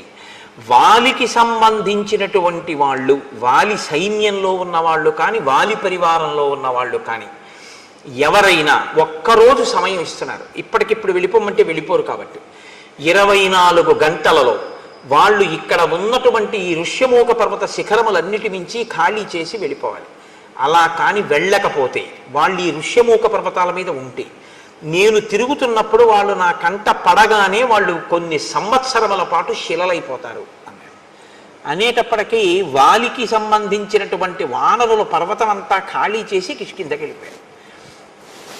అంతమంది వానరులు ఋషిమూక పర్వతం నుంచి వస్తే చూసి వాలి అన్నాడు, మీ అందరు ఎందుకు వచ్చారన్నాడు. మహర్షి శపించారన్నాడు. ఆయన పరుగెత్తుకుంటూ వెళ్ళి మతంగ మహర్షి యొక్క కాళ్ళ మీద పడ్డాడు. పడితే మతంగ మహర్షి క్షమించలేదు. అలా కుదరదు, నీకు ఈ శాపం ఉంటుంది అని చెప్పి ఆయన లోపలికి వెళ్ళిపోయాడు. కాబట్టి మా అన్నకి భయం, కాబట్టి మా అన్న ఎప్పుడూ ఈ దరిదాపులకు రాడు. అందుకని నేను ఈ ఋష్యమూక పర్వతం మీద మతంగ మహర్షి యొక్క ఆశ్రమం చుట్టూ ఉన్నటువంటి ప్రాంతంలో ఇక్కడ బ్రతుకుతున్నాను. కాబట్టి రామ, ప్రాణములు గుప్పెట్లో పెట్టుకుని ఉన్నాను. ఇది దుందుబి యొక్క కళేవరం అని ఇప్పుడు రాముణ్ణి ఇంకొంచెం దూరం తీసుకెళ్ళాడు. తీసుకెళ్ళి ఇమే చ విపులాహ సాలాహ సప్త శాఖావలంబిన ఎత్రైకం ఘటతే వాలి నిష్పత్రయితు మోజస. ఇగో ఇవే 7 సాల వృక్షాలు వరుసగా ఉన్నాయి చూసావా, ఇవి 7. ఇవే ఉదయం సంధ్యావందనం చేసుకున్న తర్వాత మా అన్నయ్య వచ్చి దీన్ని కదిపేవాడు. దీన్ని ఊపితేనే ఆకులన్నీ రాలిపోతాయి. రామ, మా అన్నయ్య ఇంత బలవంతుడు, ఇంత వేగం ఉన్నవాడు, నేను చెప్పవలసింది చెప్పాను, నీకు నమ్మకం ఉందా వాళ్ళని చంపగలనని అని అడిగాడు. అంటే ఇంత చెప్పినా బలవంతుడు అనుకుంటున్నావా, నిజంగా అంత బలం ఉందా అంటే రాముడు ఏమనలేదు, లక్ష్మణుడు నవ్వాడు. ఆయన అన్నాడు, తథాబ్రమాణం సుగ్రీవం ప్రహసన్ లక్ష్మణోబ్రవీత్ కస్మిన్ కర్మని నిర్వృత్తే శ్రద్ధద్యా వలినోవధం. ఏమి నీకు అనుమానమా, మా అన్నయ్య చంపగలడు వాలిని. వాలికి ఎంత వేగం ఉందో అంతకన్నా వేగం మా అన్నయ్య బాణానికి ఉంది. నీకు అనుమానమా, నేను చెప్తున్నాను మా అన్నయ్య చంపగలడని. అనుమానం ఉంటే ఏం చేస్తే నమ్ముతావు చెప్పు అన్నాడు. ఇప్పుడు ఏమనాలి నిజంగా నమ్మకం ఉంటే? లక్ష్మణుడు ఈ మాట అన్న తర్వాత సరే అయితే రామ నేను యుద్ధానికి ఎడతాననాలి. కానీ ఆయన అలా అనలేదు. సుగ్రీవుడు అన్నాడు, నువ్వు ఒక్క బాణంతో ఒక సాలవృక్షాన్ని కొడితే నేను నమ్ముతాను. ఒక బాణంతోటే కొట్టాలి, ఒక్కసారి విడిచిపెట్టాలి. ఆ బాణం ఒక సాలవృక్షాన్ని కానీ కొట్టగలిగితే నువ్వు మా అన్నయ్యని కొట్టగలవు అని నేను నమ్ముతాను. ఎందుకంటే ఒక సాలవృక్షాన్ని కలిగితే ఆకులు రాలేవి కాబట్టి వాలికి. రెండు, ఈ దుందుబి అస్థిపంజరం ఉంది చూసావా, దాన్ని మా అన్నయ్య ఎత్తి 2 చేతులతో యోజనం దూరం విసిరాడు. నువ్వు నీ కాలి బొటన వేలుతో దీన్ని ఎత్తి 200 ధనస్సుల దూరం విసిరి చూస్తానంటే 400 గజాలు విసిరితే నేను నమ్ముతాను అన్నాడు. అంటే సుగ్రీవుడికి నమ్మకం కలిగించడానికి ఆయన కర్మ అండి రామచంద్రమూర్తికి, ప్రయోజనం సుగ్రీవుడిది, పరీక్ష రామచంద్రమూర్తికి. అంత బలం ఉందా లేదా ముందు నాకు చూపించు అంటే డ్రైవింగ్ లైసెన్స్కి బ్రేక్ ఇన్స్పెక్టర్ గారి ముందు ఒకసారి స్కూటర్ నడిపినట్టు సుగ్రీవుడి ముందు రామచంద్రమూర్తి తన విలువిద్యని ప్రదర్శిస్తున్నారు. ఎటువంటి మహానుభావుడు, ఎటువంటి స్థితి.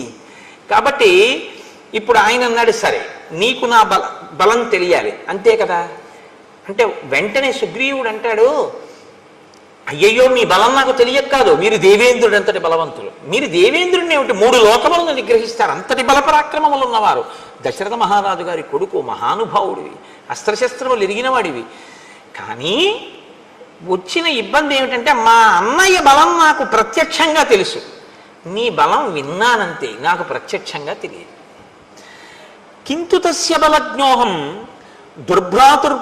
బలశాలిన అప్రత్యక్షం తుమే వీర్యం సమరేతవ రాఘవ. మా అన్నయ్య యుద్ధాలు చేయడం నేను చూశాను, మా అన్నయ్య ఓడిపోవడం అన్నది నేను చూడలేదు. వాళ్ళెప్పుడు ఓడిపోలేదు జీవితంలో, కాబట్టి వాలి ఓడిపోవడం అన్నది నేను చూడలేదు. బలానా దానికి ఓడిపోతాడని చెప్పడం కుదరదు, అంత వేగం అంత బలం నీకు ఉంది అని నేను విన్నాను, కానీ నేను ఎప్పుడు చూడలేదు. కాబట్టి ప్రత్యక్షంగా చూస్తే ధైర్యం వేరు. కాబట్టి ఓసారి ఇవి 2 చేసి చూపిస్తే నమ్ముతాడు. పైకి నమ్మినట్టే ఉంటాడు, కానీ ఓసారి ఈ కంటితో చూస్తే కానీ నమ్మనంటుంటాడు. సుగ్రీవుణ్ణి అనక్కర్లేదండి, మనందరం అంతే కదా. మీరు కాదు, మీరు పెద్దలు, నేను మిమ్మల్ని అంటలేదు. నా బోటిగాడు ఈశ్వరుడు ఉన్నాడు అంటుంటాను, కానీ ఏమో ఎందుకైనా మంచిది మన గొడవ మనం చూసుకుంటుంటే అంటుంటాం. నమ్మినట్టు ఉంటాం, కానీ అవును ప్రహ్లాదుని రక్షించాడు, అవును రామచంద్రమూర్తి అదేంటి వానరులందరినీ రక్షించారు అంటాం, రామాయణం అంతా చెప్తాం, కానీ మన అపనమ్మకం మందే.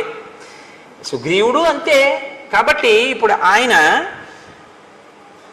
నీకు నమ్మకం కలగడం కోసం నేను ఈ దుందిపి కళేవరాన్ని ఎత్తి విసిరాలంతే కదా అని ఏదైనా ప్రత్యయోస్మాసు విక్రమే తమ వానర ప్రత్యయం సమరే శిలాఘ్యం అహముత్పాదయామితే రాఘవో దుందుబే కాయం పాదాంగుష్ఠేన లీలయా తోలయిత్వా మహాబాహు చిక్షేప దశయోజనం.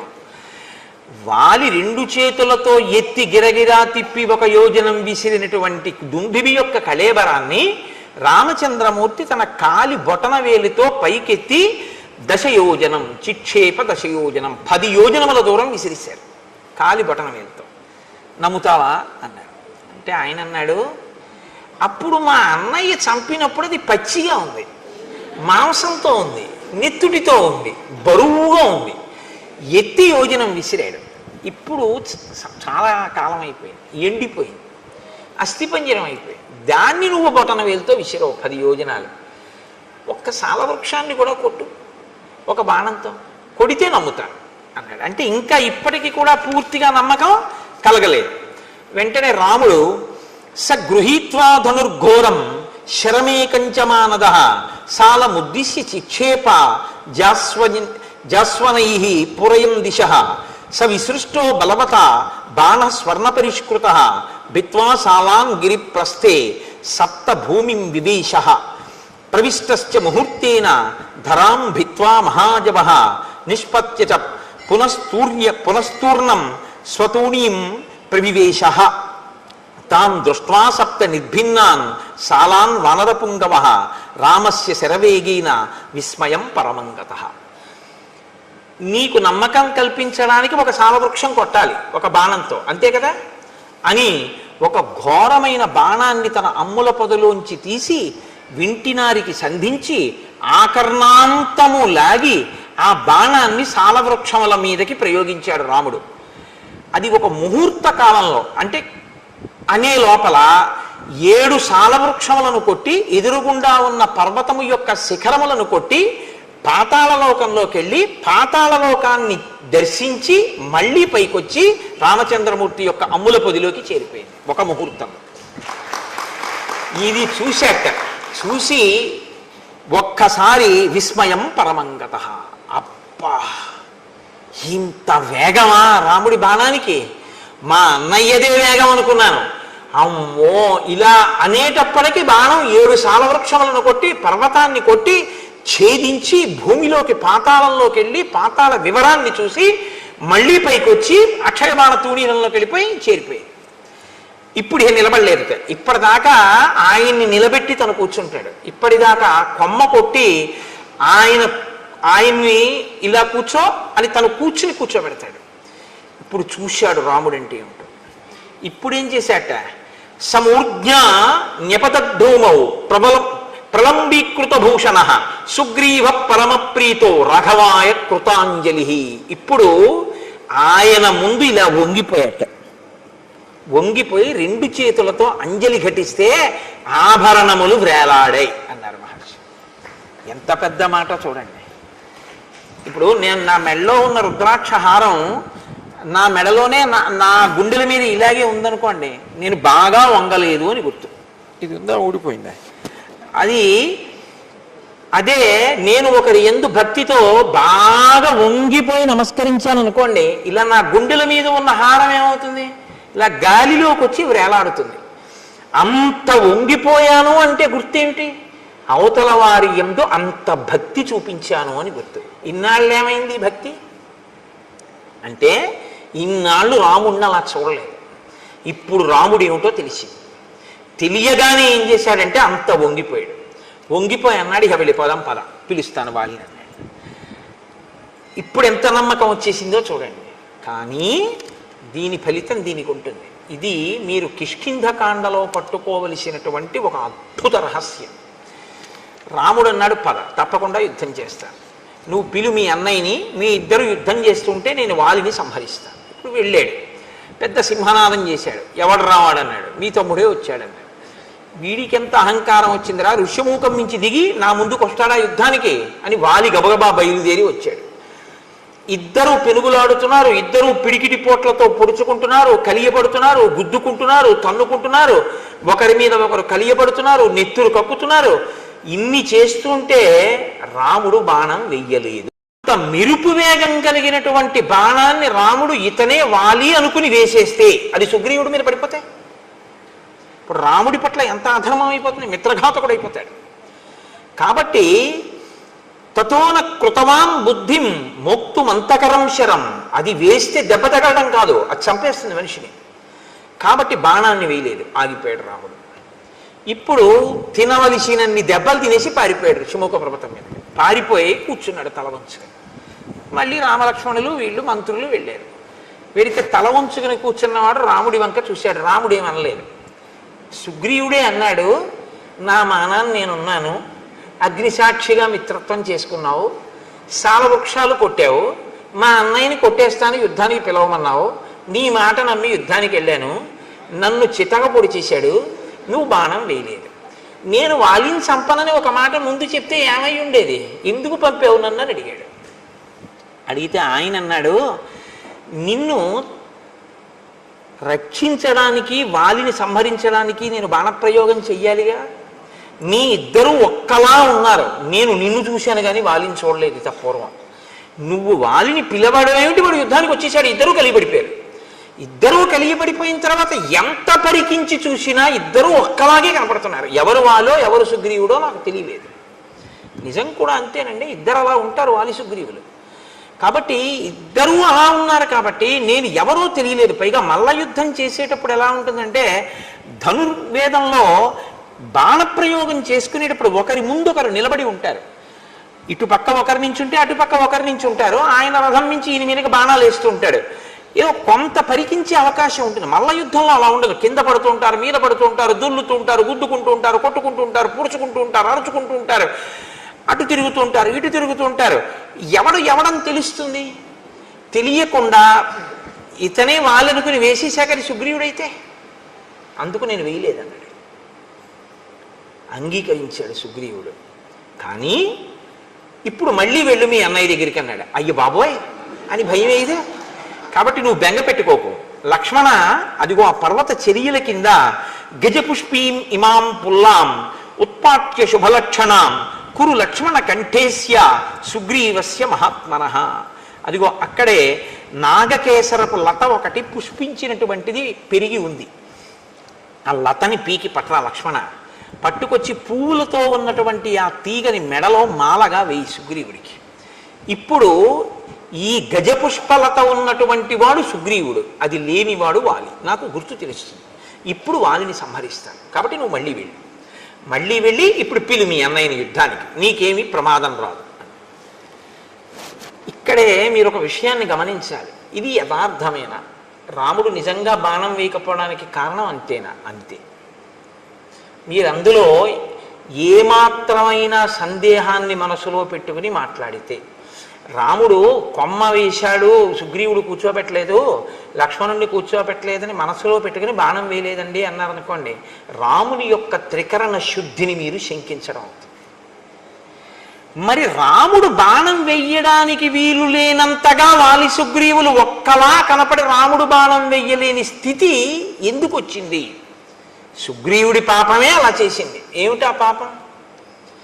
మహాత్ముల పట్ల అమర్యాదతో ప్రవర్తించడం, మహాత్ముల పట్ల మర్యాదతో ప్రవర్తించడం, ఈ రెండు సద్య ఫలితాలు ఇస్తాయి. మీరు ఒక పాపకర్మ చేసి ఉన్నారనుకోండి, మీరంటే మనం ఒక పాపకర్మ చేసామనుకోండి, అది ఎప్పుడో ఫలితాన్ని ఇస్తుంది. కొన్ని అవి ఏం చేస్తాయంటే వెంటనే ఏం ఫలితాన్ని ఇవ్వవు, ఇస్తాయి ఎప్పుడో, తర్వాత ఎప్పుడో ఇస్తాయి.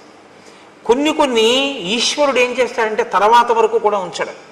కొన్ని చాలా భయంకరమైనటువంటి ఉంటాయి. అందులో అత్యంత ప్రమాదకరమైనటువంటి దోషం మహాత్ముల జోలికి వెళ్ళడం. ఈశ్వరుణ్ణి బాగా గుండెలలో నమ్మి ఆరాధించేటటువంటి వాడు కానీ బాధపడేటట్టు మీరు ప్రవర్తిస్తే, ఆయన బాధపడ్డాడా పడలేదా పక్కకు వదిలేయండి, ఆయన పడకపోవచ్చు. ఆయన బాధ పడకపోయినా ప్రవర్తించినందుకు మీరు ఫలితం అనుభవించవలసింది. ఆయన పడలేదు కదండి ఫలితం, ఆయన ఏం బాధపడితే కదా నాకు ఫలితం ఇవ్వడానికి, అది వేరు. నువ్వు ప్రవర్తించావా లేదా, ఈశ్వరుడు ఫలితం ఇచ్చేస్తాడంతే. నేను మీకు ఒక ఉదాహరణ చూపిస్తాను.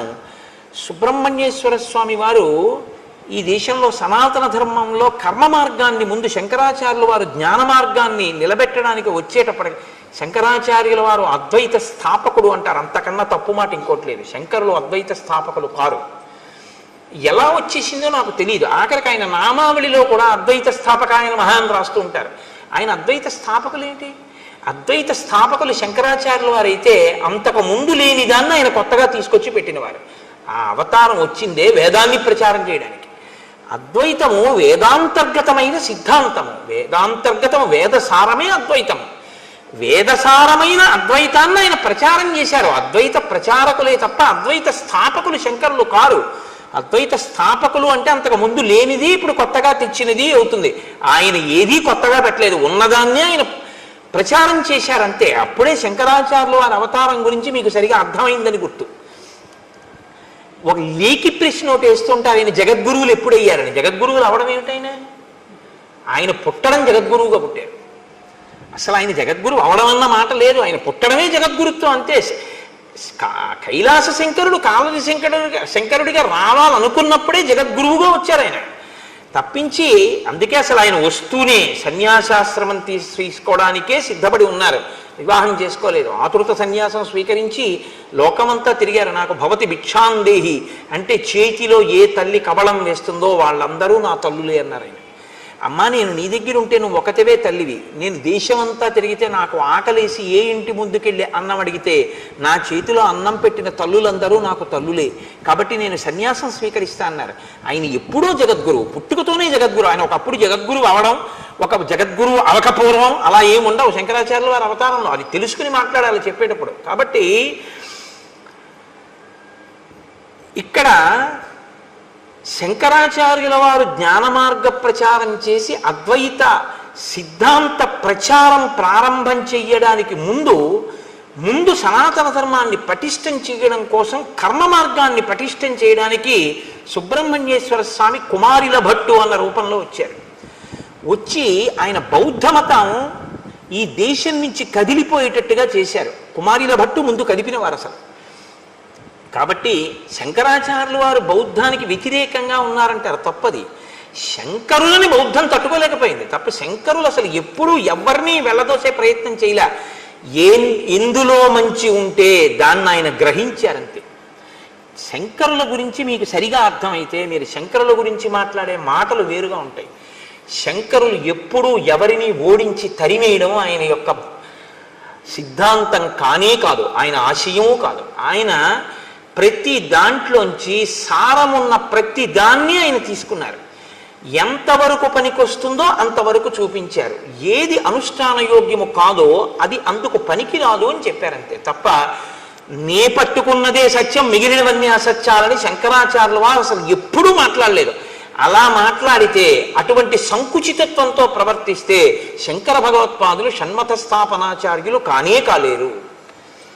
తర్వాత చాలామందికి ఒక అపోహ, శంకరాచార్యుల వారు విభూతి రేఖలు పెట్టుకుంటారు కాబట్టి ఆయన శివుడు, ఆయన పరమశివుణ్ణి ప్రధాన దైవంగా ఆరాధించిన వారు అని అనుకుంటారు. నేను మీకు ఒక యథార్థం చెప్పనా? శంకరాచార్యుల వారంత గొప్ప వైష్ణవుడు ఎక్కడ? శంకరాచార్యుల వారు చాలా గొప్ప వైష్ణవుడు. నేను ఎందుకు ఈ మాట అంటున్నానో తెలుసా అండి? శంకరాచార్యుల వారి ఆరాధ్య దైవం కృష్ణ పరమాత్మ.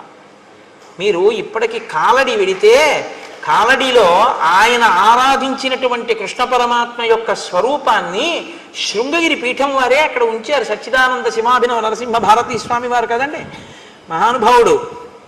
ఆ ప్రాంతానికి వెళ్ళి శంకరులు ఎక్కడ స్నానం చేశారో, ఎక్కడ మొసలి ఆయన కాలు పట్టుకుందో ఆ ప్రాంతాన్ని గుర్తించి శంకర భగవత్పాదులు తన తల్లిగారిని సమాధి చేసినటువంటి ప్రదేశాన్ని కూడా గుర్తించి, అక్కడ శంకరాచార్యుల వారు పుట్టినటువంటి గదిని గుర్తించి ఆయన జ్ఞానశక్తి చేత అక్కడ శంకరాచార్యుల వారి గుడి కట్టించి, ఎక్కడ రోజు ఆయన వెళ్ళి స్నానం చేసేవారో, తల్లిగారు స్నానం చేసేవారో, పూర్ణానదిని తీసుకొచ్చినప్పుడు కృష్ణాలయం అందులో మునిగిపోతుంటే కృష్ణుడు శంకరా నేను ఇప్పుడు ఎక్కడుండను అంటే ఆయన తీసుకొచ్చి బయట ఎక్కడ పెట్టారో అవన్నిటినీ పరిరక్షించారు శృంగగిరి పీఠం వారు.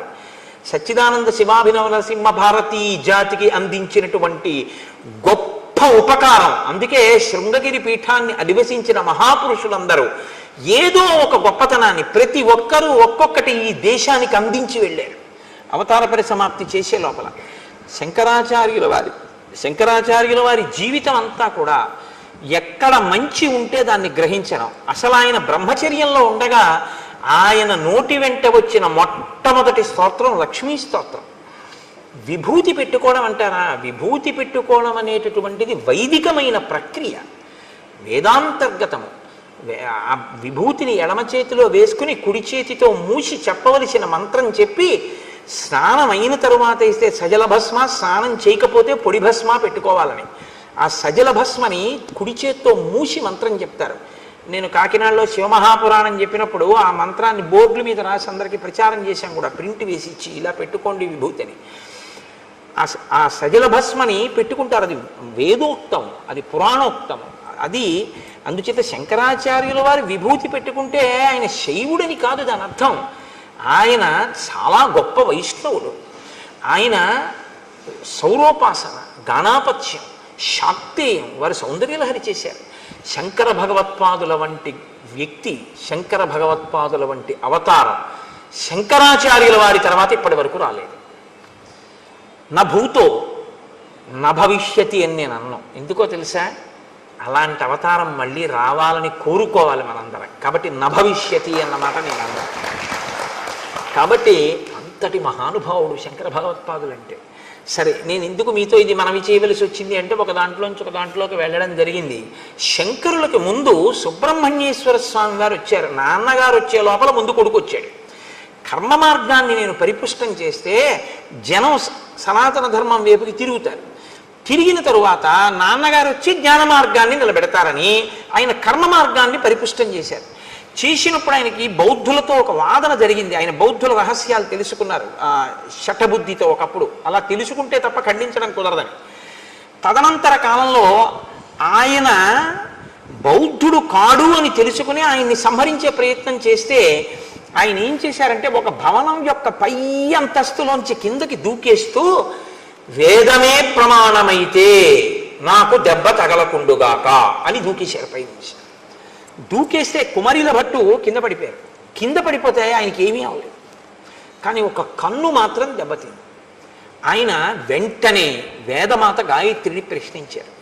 నేను వేదాన్ని నమ్మాను, నేను ప్రమాణమైతే అని చెప్పి దూకితే నాకేం అవ్వలేదు, కానీ నా కన్ను ఎందుకు దెబ్బతింది అని అడిగారు.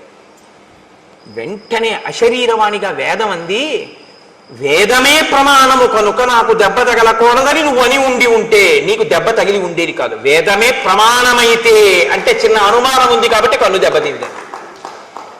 సంశయం ఒకటి చిన్నది పెట్టుకున్నావు కాబట్టి ఆ పాటి దెబ్బ నువ్వు తినవలసి ఉంటుంది. ఎందుకంటే మహాత్ముల పట్ల, దేవతా స్వరూపాల పట్ల ఆస్తిక్య బుద్ధి అంటే చేసేటప్పుడు నమ్మి చెయ్యాలి తప్ప ఉందో లేదో అన్న అనుమానంతో చేయకూడదు. సుగ్రీవుడు రాముడు చేస్తాడంటున్నాడు, కానీ పరీక్షలు పెడుతున్నాడు. దీని ఫలితం ఎక్కడికి పోతుంది? కాబట్టి ఇప్పుడు రాముడి మీదకి తోయకండి. రాముడికి తెలిసి రాముడు కావాలని బాణం వేయలేదు, ఓ కొమ్మ మీద తన్ని కూర్చోబెట్టాడని, లక్ష్మణుడికి కొమ్మ వేయలేదని, అందుకని రాముడు బాణం వేయకుండా బాగా దెబ్బలు తిన్నాక వెనక్కి తీసుకొచ్చి బుద్ధి వచ్చిందా అని చెప్పి అప్పుడు దండయించాడు అనుకో. ఒక అలా అయితే అసలు వాళ్ళలేదు అప్పుడు. అప్పుడు మీరు రాముని యొక్క శీలాన్ని మీరు అవమానించినట్లు అవుతుంది. రాముడు అలా ఉండడు, ఆయన త్రికరణ శుద్ధి. రామో దీర్ణాభిభాషతే, అమ్మా నాకు 2 మాటలు మాట్లాడడం చేత కాదమ్మా అన్నాడు ఆయన. కాబట్టి నేను చంపుతాను అని మాట ఇచ్చినటువంటి రాముడు చంపకుండా ఉండి మీ ఇద్దరు ఓలా ఉన్నారు అందుకు చంపలేదు అని రాముడు చెప్తే రాముడు అబద్ధం అన్నట్టు అవుతుంది. అప్పుడు మీరు రామాయణాన్ని సరిగ్గా పరిశీలన చేయలేదు, రామాయణం బాగా అర్థం చేసుకునే ప్రయత్నం మీరు చెయ్యలేదు అని గుర్తు. సుగ్రీవుడు రాముణ్ణి నమ్మాడు, కానీ అంటే but is a bit of poison, కానీ అనేటప్పటికి అందులో చిన్న అనుమానం ఉంది. అనుమానం ఉండి ఆయన యందు నమ్మకం కలగడానికి ఆయనకే పరీక్షలు పెట్టి క్లేశాన్ని కల్పించినందుకు మహాత్ముడైన రాముడు ఇబ్బంది పడ్డాడా? ఈశ్వరుడికి అనవసరం. రాముడు ఈశ్వరుడని మాట్లాడకండి. ఇప్పుడు రాముడు ఈశ్వరుడని మాట్లాడేశారనుకోండి, మీరు మళ్ళీ కథ ఇంకొక కొంత తొక్కేస్తుంది. ఇప్పటి వరకు నరుడనేగా మనం మాట్లాడుకుంటున్నాం, అలాగే మాట్లాడుకుందాం. కాబట్టి నరుడిగా అలా అయితే వెంటనే శంఖచక్రాలు గదా బాణ పద్మం చూపించేసి నీ మొహం ఇచ్చా నేను విష్ణువుని రా అని చెప్పచ్చు. అలా చెప్పలేదుగా. అస్థిపంజరాన్ని ఎత్తి అవతల పారేయమంటే ఎత్తి అవతల పారేసాడు. నరుడిగానే చూపిస్తున్నాడు, తనకే ఉపకారం కావాలన్నట్టే చూపిస్తున్నాడు ఆయన. సీతమ్మని నువ్వు వెతికి పెట్టాలన్నట్లు. కాబట్టి ఇప్పుడు మహాత్ముడి జోలికి వెళ్ళాడు అని మీరు చెప్పవలసి ఉంటుంది. ధర్మాన్ని అనుష్ఠించేటటువంటి వాడు, సత్యాన్ని పట్టుకున్నవాడు, మిత్రధర్మానికి కట్టుబడ్డవాడు, శక్తి ఉండి ప్రతిజ్ఞ చేసిన వాడైనా అలా కుదరదయ్యా, నువ్వు చేసినా నేను నమ్మను, నువ్వు ఇవి చేస్తేనే నేను నమ్ముతాను అనేసి ఉంటే ఇంకోలా ఉంటుంది. నువ్వు ఇంద్రుడంతటి వాడివి, ఇంద్రుడిని గెలుస్తావు కానీ అంటూ ఉండడం మాట ఒకలా, లోపల ఒకలా సుగ్రీవుడికి ఉంది. కాబట్టి ఇప్పుడు రాముడు బాధపడ్డాడా లేదా పక్కన ఉంచండి. కుమారిల భట్టనే అంతటి వారు సాక్షాత్ సుబ్రహ్మణ్యావతారం అయినా కూడా అనుమానం వ్యక్తం చేసినందుకు దెబ్బతిన్నారే, మరి అది సుగ్రీవుడికి మాత్రం ఎందుకు వర్తించదని మీరు అనుకుంటున్నారు? అంత పెద్ద రక్షణ ఉంటుంది, కానీ ఆ రక్షణ పొందడానికి ముందు చేసిన పాపం కడిగేసుకోవాలి. ఇది పోవాలి. ఇది కడగడానికి ఈశ్వరుడు రామునికి ఇద్దరూ ఒక్కలా ఉండి బాణం వెయ్యలేనటువంటి పరిస్థితి ఉత్పన్నమవుతోంది. కాసేపు బాణం వేయకుండా ఉండడమే మంచిదన్న బుద్ధిని ప్రచోదనం చేశాడు. అప్పుడే రామాయణాన్ని రామాయణంగా మీరు అర్థం చేసుకున్నట్టు అవుతుంది. ఇప్పుడు రాముడి దోషం ఏముంది? ఆయన అదే చెప్పాడు, మీ ఇద్దరూ అశ్విని దేవతల్లో ఉన్నారు, ఒక్క బాణం సరే వేసేద్దాం ఏమైతే అయింది అని వేసేయడానికి అది మామూలు బాణం కాదు, ప్రాణాలు గడించేస్తుంది. నువ్వు చచ్చిపోతే ఇక నా జీవితం వ్యర్థం. ఎందుకంటే నేను ధర్మం తప్పలేదన్నాడే. నేను ఎప్పుడు ధర్మం తప్పలేదు. మిత్రుణ్ణి చంపేసి మాట ఇచ్చి నిన్ను కాపాడతాను అని అగ్నిసాక్షిగా నేను నీతో స్నేహం చేసి ఎవరెవరో గుర్తుపట్టలేకపోతున్నాను అని తెలిసి కూడా బాణం వేసేనా? వాలి చచ్చిపోతే పర్వాలేదు, రెండో కోణం కూడా ఉంటుంది కాబట్టి తెలియకుండా వేసినప్పుడు నీ మీద పడి ఉంటే ఎలా వేయమంటావు? అందుకు వేయలేదన్నాడు. ఇప్పుడు ఎక్కడ రాముడి దోషం ఉంది నాకు చెప్పండి. ఎందుకు రాముడి మీదకి పెట్టి చూస్తారు మీరు? ఇంకొకలా చూడండి. కిష్కింధకాండ దగ్గరికి వచ్చేటప్పటికి ఉన్న ఇబ్బంది ఏమిటంటే, కిష్కింధకాండలో రాముణ్ణి సరిగ్గా అర్థం చేసుకునే ప్రయత్నం లేక రాముని యందు దోషం ఆరోపించి చెట్టు చాటు నుంచి కొట్టాడు, వాలితో ఇలా అన్నాడు, బాణం వేయకుండా వచ్చేసాడు, సుగ్రీవుడు 2 మాటలు దెబ్బలు తిన్నాడు, ఇవన్నీ ఏవో తెలివి తక్కువ మాటలు అంటుంటాం మనం. కానీ సక్రమంగా మీరు అర్థం చేసుకుంటే రామచంద్రమూర్తి యొక్క శీల వైభవం మీకు అర్థమవుతుంది. మీకు ఒక యథార్థం చెప్పనా, మీరు ఇలా అర్థం చేసుకోవడానికి ప్రయత్నించినప్పుడు అర్థం అవ్వడం కూడా రామానుగ్రహంగానే అర్థమవుతుంది. ఆ రామానుగ్రహంతో అర్థమై మీరు మనసులో అంత ఆనందించగానే, రామా ఎంత ధర్మాత్ముడవో అని ఆలోచించగానే మీ యందు ఒక మార్పు వస్తుంది. ఏమిటో తెలుసా అండి, మీరు మహాత్ముల జోలికి వెళ్ళరు. తప్పు వాళ్ళ జోలికి మనం వెళ్ళకూడదు అన్న నిశ్చయాత్మక బుద్ధితో ఉంటారు కాబట్టి మీకు ఇబ్బందులు రాకుండా ఉంటాయి. సరికదా, మహాత్ముల యందు అలా ప్రవర్తించకపోవడం మీకు సత్య ఫలితాన్ని ఇస్తుంది. ఏ సత్య ఫలితం? విజయాన్ని మీకు ఇస్తుంది. అది మీకు వెంటనే చూపిస్తారు మహర్షి. ఎంత గమ్మత్తుగా ఉంటుందో అందుకే రామాయణం. కాబట్టి చూడండి, ఇప్పుడు మెడలో పుష్పమాల వేసి గజపుష్పీం ఇమాం పుల్లాం ఉత్పాట్య శుభలక్షణాం కురు లక్ష్మణ కంఠేస్య సుగ్రీవస్య మహాత్మనః. ఇప్పుడు ఆ పాపము కడగబడినటువంటి మహాత్ముడు కాబట్టి ఈ గజపుష్పమాలతో నువ్వు యుద్ధానికి వెళ్ళు. ఆయన మళ్ళీ బయలుదేరి నడుస్తున్నారు. అగ్రతస్తు యయౌ తస్య రాఘవస్య మహాత్మనః సుగ్రీవ సంహతగ్రీవో లక్ష్మణస్య మహాబలః పృష్ఠతో హనుమాన్ వీరో నలో నీలస్య వానరః తారశ్చైవ మహాతేజ హరియూధ సయూధపః. ముందు లక్ష్మణుడు సుగ్రీవుడు నడుస్తున్నారు, వారి వెనక రాముడు నడుస్తున్నారు. రాముడి వెనక హనుమ, తారుడు, ఆ తరువాత నలుడు, నీలుడు, వీళ్ళు ఆయన వెనక నడుస్తున్నారు. అందరూ కలిసి వెడుతున్నారు. ఆకాశం అంతెత్తు పెరిగిపోయినటువంటి చెట్లు, లతలు అవన్నీ కనపడి ఏదో పెద్ద నృత్యాలు, పాటలు అవి వినపడుతున్నట్టు మధురమైనటువంటి ఫలములతో పుష్పములతో నిండిపోయి, కానీ ఆ వనంలోకి ఒక పక్షి కూడా వెళ్లకుండా కనపడింది రాముడికి. ఆశ్చర్యపోయి, ఇన్ని ఫలములు ఇన్ని పుష్పములు ఉండి ఇన్ని చెట్లుంటే ఒక పక్షి అయినా ఉండాలి కదా, ఏదీ లేదేమిటి? ఆశ్చర్యపోయి ఆయన సుగ్రీవుణ్ణి అడిగాడు, ఏమిటి ఇలా ఉంది వనం? రాముడు చాలా గొప్పగా అడుగుతాడండి. ఒక ప్రశ్న వేయడం అంటే ఆయన అలా ఉంటుంది. ఇన్ని చెట్లుంటే పక్షులు ఉండాలి, చెట్లున్నాయి, పళ్ళున్నాయి, తేనె పట్లున్నాయి, పువ్వులున్నాయి, పక్షి లేదు, మృగం లేదు, మనిషి లేడు. ఎందుకు లేదు అలాగా? ఏమిటి దీని విశేషం? సుగ్రీవా, నీకేమైనా తెలుసా? కిష్కింధని పరిపాలించావుగా కొంతకాలం, చెప్పు అన్నాడు. అంటే ఆయన అన్నాడు, అత్ర సప్తజనానామ మునయః సంసితవ్రతాః సప్తైవాసన్నధ శీర్ష నియతం జలశాయినః. ఇక్కడ సప్తజనులు అనబడేటటువంటి మునులు ఉండేవారు 7. వారు చెట్టు కొమ్మలకి కాళ్ళు పైకి పెట్టి తల కింద పెట్టి తపస్సు చేసేవారు. వారు 7 రోజులకొక్కసారి బయటికి వచ్చి వాయువుని భక్షించేవారు. వాళ్ళు నీటిలో పడుకునేవారు. అంత ఘోరమైనటువంటి తపస్సు చేశారు. సప్తరాత్ర కృతాహార వాయునా వనవాసిన దివం వర్ష శతైర్యాత సప్తభి సకళేబరాహ.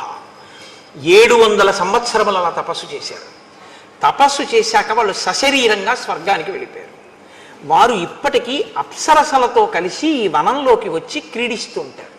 అప్పుడు ఇక్కడ గొప్ప గొప్ప నాట్యములు, అందెల రవళులు, సంగీత ధ్వనులు వినపడుతుంటాయి. ఆ మహామునులు సంచరించిన ప్రాంతం కనుక అందులోకి పక్షులు, మృగములు ఏవి కూడా, ఇందులోకి ఆఖరికి ఇంద్రాది దేవతలు కూడా ప్రవేశించలేరు. ఒకవేళ ఎవరైనా అంత తపశ్శక్తితో కూడినటువంటి ఆ ప్రాంతంలోకి వెడితే, అంత తేజోవంతమైన భూమి యందు అడుగిడితే ఆ తేజస్సుని తట్టుకోలేవు. కాబట్టి యువతల ప్రాణులు వెంటనే చనిపోతారు. కాబట్టి రామ, పక్షులు కాని మృగములు కాని ఏవి ఆ వనంలోకి వెళ్ళవు, అంత గొప్పది. రామ, ఇక్కడ ఒక విషయం చెప్పాలి నేను అని కురు ప్రణామం ధర్మాత్మన్ తాన్ సముద్దిశ్య రాఘవ లక్ష్మణేన సహ భ్రాత్ర ప్రయత సంయతాంజలి. రామ, ఒక్కసారి ఇక్కడ ఆగి ఆ వనం వంక తిరిగి లక్ష్మణ సహితుడవై ఒక నమస్కారం చేయి. ఎందుకు చేయాలి? ప్రణమంతి హియే తేషాం మునీనాం భావితాత్మనాం న తేషాం అశుభం కించిత్ శరీరే రామదృశ్యతే. ఈ సప్త జనులు అనబడేటటువంటి వాళ్ళు తపస్సు చేసినటువంటి వనం వంక తిరిగి ఎవరు నమస్కారం చేస్తారో వాళ్ళకి రోగాలు రావు, వాళ్ళు అనుగ్రహిస్తారు. పైగా వారికి ఉత్తర క్షణంలో విజయం కలుగుతుంది. ఎవరు చెప్తున్నారు ఈ మాట? సుగ్రీవుడు చెప్తున్నాడు. అంటే ఒక కార్యం మీద వెళ్ళేటప్పుడు మహాత్ములు ఉండి వెళ్ళిన భూమికి నమస్కరించినా సరే వాళ్ళని తలుచుకుని విజయం కలుగుతుంది, శరీరానికి అనారోగ్యం కూడా రాదు. మహాత్ములకి నమస్కారం చేస్తే ఈ సజ్జ ఫలితం ఉంటే మహాత్ముల పట్ల ఇంకొకలా ప్రవర్తిస్తే దానికి ఫలితం ఉంటుందా ఉండదా? సజ్జ ఫలితం వెనకది ఆ ఫలితం, ఇప్పుడు ఈ ఫలితం. అంటే వాలి మరణిస్తారని గుర్తు, సుగ్రీవుడి మనోరథం ఈడేరుతుందని గుర్తు. మీరు అందుకే కిష్కింధకాండ చాలా జాగ్రత్తగా గమనించవలసి ఉంటుంది. కిష్కింధకాండ ధర్మసూక్ష్మములతో ఉంటుంది. ఎక్కడికక్కడ మహర్షి మనకి విషయాలు చెప్తుంటారు. అందుకే మహాత్ములైనటువంటి వారు కనపడ్డప్పుడు మీరు ఒక్క నమస్కారం చేసి పరమ గౌరవంతో నిలబడితే చాలు, మీకు ఈశ్వరానుగ్రహం వచ్చేస్తుంది. మహాత్ముల పట్ల మీరు వ్యతిరేకంగా ప్రవర్తిస్తే చాలు, వ్యతిరేక ఫలితం కూడా వచ్చేస్తుంది. కాబట్టి ఇప్పుడు ఒక నమస్కారం చెయ్యి అంటే తతో రామస్సహ భ్రాత్రా లక్ష్మణేన కృతాంజలి. నమస్కారం చేసి అభివాద్యతు ధర్మాత్మా రామో భ్రాతా చ లక్ష్మణ సుగ్రీవో వనరాశ్చైవ జగ్ముహు సంహృష్ట మానసాహ. సంతోషంగా వాళ్ళందరూ కలిసి ఆ కిష్కింధానగరం వైపుకి వెళ్ళారు. వెళ్ళిన తర్వాత సుగ్రీవుడు ఒక మహానాదం ఒకటి చేశాడు. ఆ మహానాదానికి అక్కడ ఉండేటటువంటి గోవులన్నీ కూడా తోకలెత్తి పారిపోయాయి. ఆకాశంలోనూ చెట్ల మీద ఉన్నటువంటి పక్షులన్నీ గుండెలు బద్దలై నేల మీద పడి మరణించాయి. అంత పెద్ద మహానాదం చేశాడు. అప్పుడే సుగ్రీవుణ్ణి తరిమేశానన్న ఆనందంతో అంతఃపురంలోకి వెళ్ళి తారతో క్రీడిస్తూ మధుపానాసక్తుడై ఉన్నాడు వాలి. శ్రుత్వాతు తస్య నినదం సర్వభూత ప్రకంపనం మదశ్చైక పదే నష్ట క్రోధాశ్చాపతితో మహాన్. వెంటనే ఇప్పుడిప్పుడు వీణ్ణి నేను ఇంత యుద్ధం చేసి నెత్తురు కారేటట్టు కొట్టి తరిమొచ్చాను, మళ్ళీ వచ్చి సింహనాదం చేస్తున్నాడు ఆ యుద్ధానికి అని విపరీతమైన క్రోధం వచ్చి లేచి నిలబడ్డాడు వాలి. సతు రోషపరీతాంగో వాలి సంధ్యాతపప్రభ ఉపరక్త ఇవాదిత్య సద్యో నిష్ప్రభతాంగత. గ్రహణం నాడు సూర్యుడు ఎలా కాంతి కోల్పోతాడో నిలబడిన వాలి యందు కోల్పోబడుతున్నటువంటి కాంతి కనపడింది, లేదా కాంతి క్షీణించిన వాలిగా నిలబడ్డాడు. అంటే మృత్యు ఆసన్నం అవుతోంది అని గుర్తు. ఆయన గబగబ అడుగులు వేసి బయటికి ఎడుతున్నాడు. తార ఆయన భార్య. శ్రీరామాయణంలో తార ఒక మెరుపు, అద్భుతం. అసలు కిష్కింధకాండలో తార పాత్ర అనుపమానం. అలా మాట్లాడుతుంది, 2 పర్యాయాలు మాట్లాడుతుంది కిష్కింధకాండలో, 2 సార్లు అంతే. మీరు చెవులు ఒగ్గి వినాలన్నమాట తార మాట్లాడుతుంటే. అలా మాట్లాడుతుంది. బృహస్పతి యొక్క కుమారుడు తారుడు, తారుని యొక్క కూతురు తార. అందుకని తాతగారి తెలివితేటలన్నీ వచ్చాయి ఆవిడికి. మీరు శ్రీరామాయణంలో ఇంకో గమ్మత్తుంది. రామాయణంలో కొన్ని జంటలు కనపడతాయి మీకు. దశరథుడు 3 భార్యలు, సీత రాములు, అహల్య గౌతముడు, తార వాలి, రావణుడు మండోదరి. ఇలా ఒక్కొక్క జంటలో ఒక్కొక్క లక్షణం ఉంటుంది. దశరథుడు కౌసల్య సుమిత్ర కైకేయి. కౌసల్య యందు ఉదాసీనుడు, అసలు పట్టించుకోడు. సుమిత్ర యందు తటస్థుడు, పట్టించుకున్నాడో పట్టించుకోలేదో, విన్నాడో వినలేదో తెలియదు. కైకేయి యందు ప్రేమాస్పదుడు, కొంప ముంచేసింది. అహల్య గౌతములు చెయ్యరానంత అపరాధం అహల్య చేసింది. అయినా తన భార్యని ఉద్ధరించుకుని తన పక్కకి తెచ్చుకోవడమే తప్ప భార్యని విడిచిపెట్టడం అన్నది సనాతన ధర్మంలో లేదని నిరూపించిన వాడు గౌతముడు. తార వాలి. తార ఏది చెప్పినా వింటాడు, నోర్మొయ్యి అని ఎప్పుడు అంటాడు, చక్కగా వింటాడు. తను చేసేదే చేస్తాడు తప్ప తార చెప్పిన మాట పాటించాడు వాలి. రావణుడు మండోదరి అసలు భార్యగా చూసినట్లు కూడా మీకు కనపడదు. అంత మహాపతివ్రత. మహర్షి స్పష్టంగా చెప్పారు రామాయణంలో, సీతమ్మ ఎంత సౌందర్యవతో మండోదరి అంతే సౌందర్యవతి.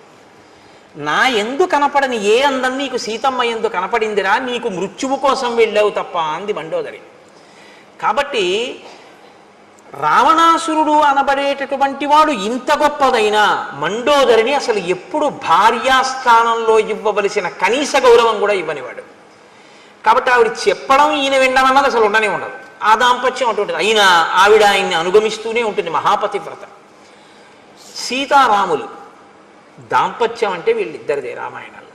ఎందుకో తెలుసా అండి, రాముడు ఏదైనా సీతమ్మతో మాట్లాడతాడు, సీతమ్మ ఏదైనా రాముడితో మాట్లాడుతుంది. సీతమ్మ చెప్పిన దాంట్లోది నేను తీసుకోవలసి ఉంది అనుకుంటే రాముడు ఆవిడ చెప్తేనే వినడం ఏమిటి అనుకోడు, చాలా మంచి మాట చెప్పావో అలా చేద్దాం అంటాడు. ఒకవేళ సీతమ్మ చెప్పింది చేయకూడదు అనుకుంటే ఇది ఒక్కనాటికి చేసే విషయం కాదు, నేనెవరో నీకు బాగా తెలుసు, అయినా నువ్వు ప్రేమతో చెప్పావు, నువ్వు కాకపోతే ఎవరు చెప్తారు, ఫలానా కారణానికి నీ చేయడం కుదరదు అని వివరిస్తాడు. రాముడు ఏదైనా సీతమ్మకి చెప్తే రాముడు చెప్పిందే సీతమ్మ చేస్తుంది, కానీ రాముడి చేస్తే బాగుంటుంది అనుకుంటే ఆయనకి నేను చెప్పడం బాగుంటుందా అని ఊరుకోదు, చెప్పి తీరుతుంది. ఇది సీతారాములిద్దరిది పెద్దలు కుదిర్చిన వివాహం, దశరథ మహారాజు జనకుడు కుదిర్చిన వివాహం. పెద్దలు కుదిర్చిన వివాహం ఏదో అది రామాయణంలో టోటల్ సక్సెస్.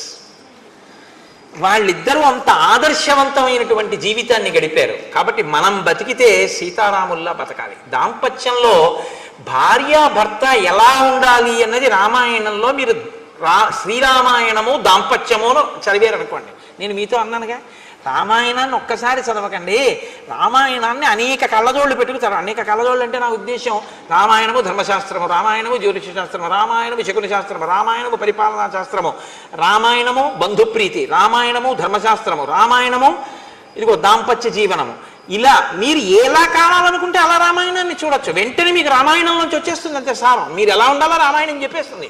అందుకే రామాయణం వేదోపబృంహణం, రామాయణం చెప్పండి లోకంలో ఏమీ ఉండదు, అన్నీ చెప్తుంది రామాయణం. కానీ రామాయణాన్నే మీరు చెప్పాలి, రామాయణాన్నే మీరు చదవాలి, రామాయణాలు చెప్పకూడదు. వాల్మీకి రామాయణాన్నే చదువుకోండి, అంటే మిగిలినవి చదవద్దని కాదు, చదివి సంతోషించండి. వాల్మీకి మహర్షికి ప్రత్యక్షంగా ఆచమనం చేస్తే ఏది కనపడి సత్యమై రచింపబడిందో అది వాల్మీకి రామాయణం ఒకటి, మిగిలినవి అనుభవింపబడి రచింపబడినటువంటి రామాయణాలు. కాబట్టి లోకంలో అందుకే ఓ మాట వచ్చిన ఏదో రామాయణం చెప్పి వెళ్ళాడా అంటే ఏది చెప్పినా రామాయణంలోంచి తప్ప చెప్పడానికి ఇంకో చోటు నుంచి ఉండదు. కాబట్టి ఇప్పుడు ఆ తార వెడుతున్నటువంటి వాలిని ఆపంది. వాలి దంస్ట్రా కరాళస్తు క్రోధా దీప్తాగ్ని సన్నిభ భాత్యుత్పతిత పద్మాభ సంమృణాల ఇవ హ్రద. ఆ వెడుతున్నటువంటి ఆ వాలిని ఆపి తార అంటుంది, నీవు తొందరపడి మళ్ళీ ఇప్పుడిప్పుడే ఏ సుగ్రీవుణ్ణి పిడికిటి పోట్లు పడిచి నెత్తురు కారేటట్టు కొట్టావో ఆ సుగ్రీవుడి మీద యుద్ధానికి నువ్వు మళ్ళీ వెడుతున్నావు. కానీ సాధుక్రోధమిమం వీర నదీవేగమివాగతం శయానాద్దుదిత కాల్యం త్యజ భుక్తామివ స్రజం. ఒక పురుషుడు రాత్రి పడుకోబోయే ముందు, నిద్రలోకి వెళ్ళడానికి ముందు మెడలో ఒక పుష్పహారం వేసుకుని పడుకుంటాడు. అంటే అదేంటంటే అలా కూడా వేసుకుంటారా అంటే అలా వేసుకుంటారు రంధానికి. ఇప్పుడు మనం అంటే అంతంత డబ్బులు అంతంత పూలదండలు అవన్నీ ఇప్పుడులే, అదోలా చూస్తారు అలా వేసుకుంటే. కానీ అలా వేసుకుని పడుకునేవారు పూర్వం. కాబట్టి పూలహారం వేసుకుని నిద్రించినటువంటి పురుషుడు మరునాడు నిద్ర లేవగానే నలిగిపోయిన పుష్పహారాన్ని తీసి ఎలా పక్కన పడేసి బయటికి వస్తాడో అలా నీలో జనించినటువంటి కోపాన్ని ఉత్తర క్షణం విడిచిపెట్టేసేయి. నదీ ప్రవాహంలా వస్తోంది నీకు కోపం, ముంచెత్తుతోంది నేను. ఆ ముంచెత్తుతున్న ప్రవాహాన్ని పురుషుడు దండ వేసుకుని రాత్రి పడుకున్నవాడు ఉదయం విడిచిపెట్టినట్టు ఆ క్రోధాన్ని నువ్వు విడిచిపెట్టు, నేను చెప్పిన మాట విన. సహసాతవ నిష్క్రామో మమ తావన్న రోచతే శ్రూయతాం చాభిదాస్యామి ఎన్నిమిత్తం నివార్యసే. ఇప్పుడొద్దు యుద్ధానికి, వెడుదుగాను యుద్ధానికి, నువ్వు వెళ్ళొద్దు, యుద్ధం చెయ్యొద్దు, ఇంట్లోనే ఉండు, వెన్ను చూపించు అని నేను అనను. కానీ నీ తమ్ముడు ఇప్పుడు వచ్చి మళ్ళీ సింహనాదం చేస్తున్నాడు, కానీ వెళ్ళవద్దు ఇప్పుడు యుద్ధానికి. ఎందుకు వెళ్ళవద్దు అంటున్నానో నువ్వు విను జాగ్రత్తగా, తప్ప క్రోధంతో గబగబా తొందరపడిపోయి వెళ్ళిపోవద్దు. త్వయాతస్య నిరస్తస్య పీడితస్య విశేషతః ఇహైత్య పునరాహ్వానం శంకాం జనయతీవమే. ఇప్పుడిప్పుడు నువ్వు పిడిగుద్దులు గుద్దావు, నెత్తురు నవరంధ్రములలోంచి కారిపోతూ ఏడుస్తూ ఋష్యమూక పర్వతం మీదకు పారిపోయాడు ప్రాణాల కోసం. వెళ్ళి కొంచెం సేపు అవ్వలేదు, నువ్వు ఇంట్లోకి వచ్చావు, మళ్ళీ వచ్చి సింహనాదం చేస్తున్నాడు. ఇత పూర్వం ఎప్పుడు చేయలేదు సుగ్రీవుడిలా. ఏ ధైర్యంతో మళ్ళీ వచ్చి సింహనాదం చేశాడు. కాబట్టి ఏదో ఇందులో అనుమానించవలసింది ఉంది, తొందరపడి వెళ్ళకు. దర్పశ్చ వ్యవసాయశ్చ యాదృశస్తస్య నర్దతః నినాదశ్చాపి సంరంభో నై నైతదల్పం హి కారణం. నువ్వు జాగ్రత్తగా అతను చేస్తున్నటువంటి సింహనాదాన్ని విను.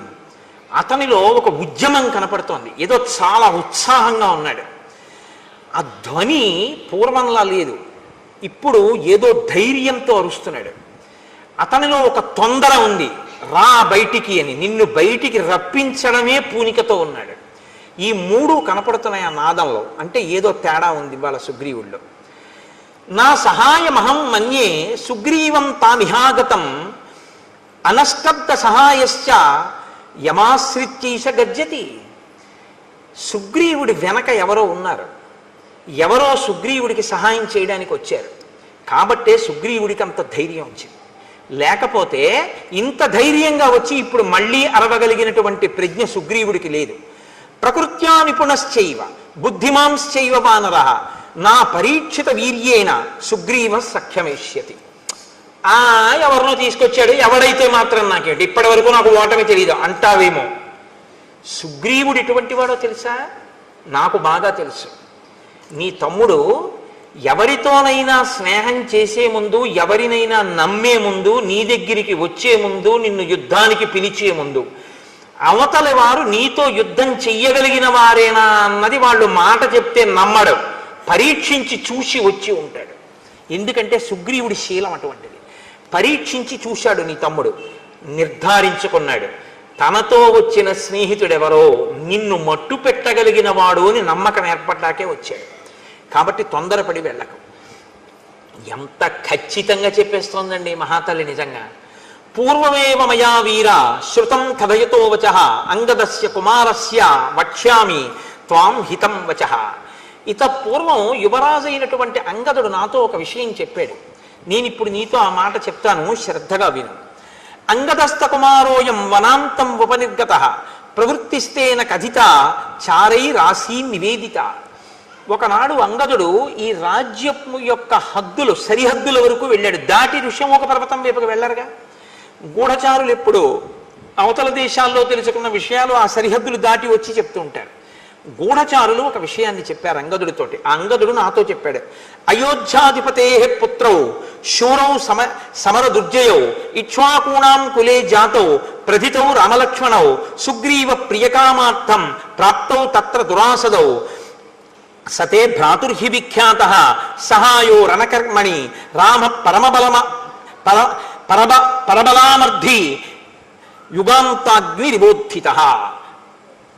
అయోధ్యాధిపతి అయినటువంటి దశరథ మహారాజు గారి పెద్ద కుమారుడైనటువంటి రామచంద్రమూర్తి తన తమ్ముడైనటువంటి లక్ష్మణుడితో కలిసి అరణ్యవాసానికి వచ్చాడు. రాముడు సామాన్యమైనటువంటి వీరుడు కాడు, చాలా గొప్ప శౌర్య పరాక్రమములు ఉన్నవాడు. అటువంటి రాముడు సుగ్రీవుడితో స్నేహం చేశాడు అని గూఢచారులు మనకి వర్తమానం చెప్పారు. నివాస వృక్ష సాధూనాం ఆపన్నానాం పరాగతి ఆర్తానాం సంశ్రయశ్చైవ యశశ్చైకభాజనం. మిగిలిన విషయాలు చెప్పడంలో తార ప్రజ్ఞ గురించి మీరు ఆలోచించక్కర్లేదు. ఇది చెప్పడానికి తార ప్రజ్ఞావంతురాలు అని మీరు చెప్పవలసి. మిగిలినవి ఒక రాజు భార్యగా ఆమె తన అనుభవంతో పసిగట్టగలిగింది అని మీరు అనుకోవచ్చు. కానీ ఇది చెప్పాలంటే పూర్వపుణ్యం ఉంటే తప్ప చెప్పలేరు. గత జన్మలలో చాలా పుణ్యం చేసి ఈశ్వరుడి యొక్క అనుగ్రహం పొందిన వాళ్ళకే ఈశ్వరుడి యొక్క స్వరూపం గురించినటువంటి జ్ఞానము భాసిస్తుంది. ఆవిడ రాముడు ఎవరో పసిగట్టేసింది. అందుకే కిష్కింధకాండలో తార విరుపు అన్నాను నేను.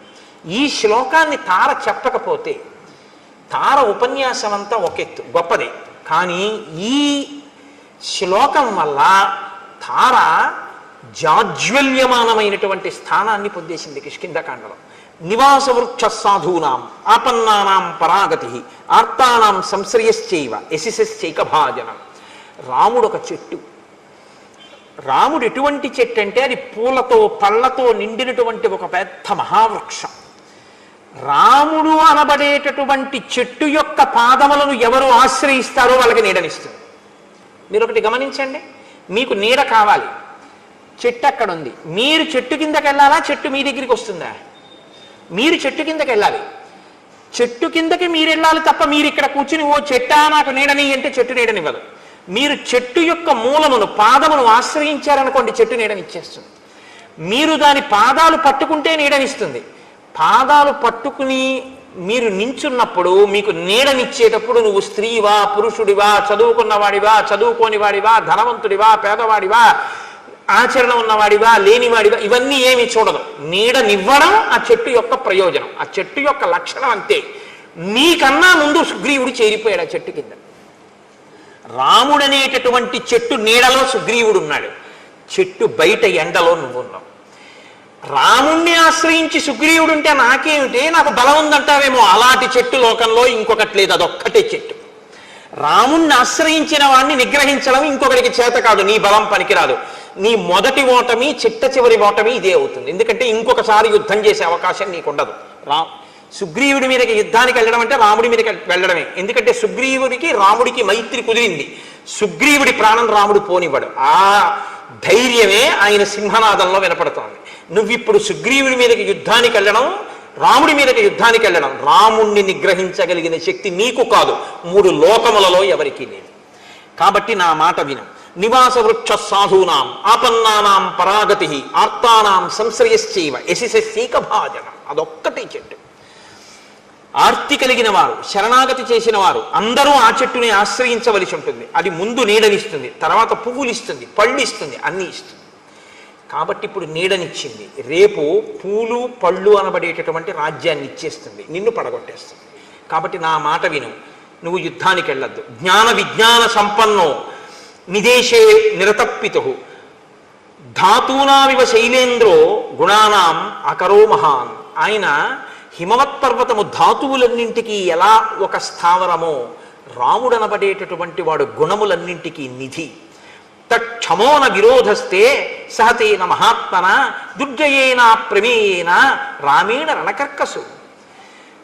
అటువంటి రాముడితో విరోధం పెట్టుకోకు. సుగ్రీవుడితో విరోధం అని నువ్వు అనుకుంటున్నావు. ఇప్పుడున్న పరిస్థితుల్లో సుగ్రీవుడితో విరోధమే రాముడితో విరోధం. కాబట్టి రాముడితో విరోధం వద్దు. శూరవక్ష్యామితే కించిత్ నచేచ్ఛామ్యభ్యసూయితుం శ్రూయతాం క్రియతాం చైవ తమ వక్ష్యామి యద్ధితం. నాకు తెలుసు ఇప్పటి వరకు ఓటమి నిరగనివాడివి కాబట్టి రాముడంత గొప్పవాడు అంటే నీకు కోపం వస్తుంది, ఇంకోళ్ళని పొగడడం నీకు ఇష్టం ఉండదు. కానీ నా మీద కోపగించకుండా నేను చెప్పింది విను. నేను మీతో మనవి చేసింది ఇది. అన్నీ వింటాడు, చక్కగా వింటాడు. భార్య చెప్తే వద్దనండవు, అన్నీ వింటాడు, తను చేసేదే చేస్తాడు. అందుకే చచ్చిపోయాడు.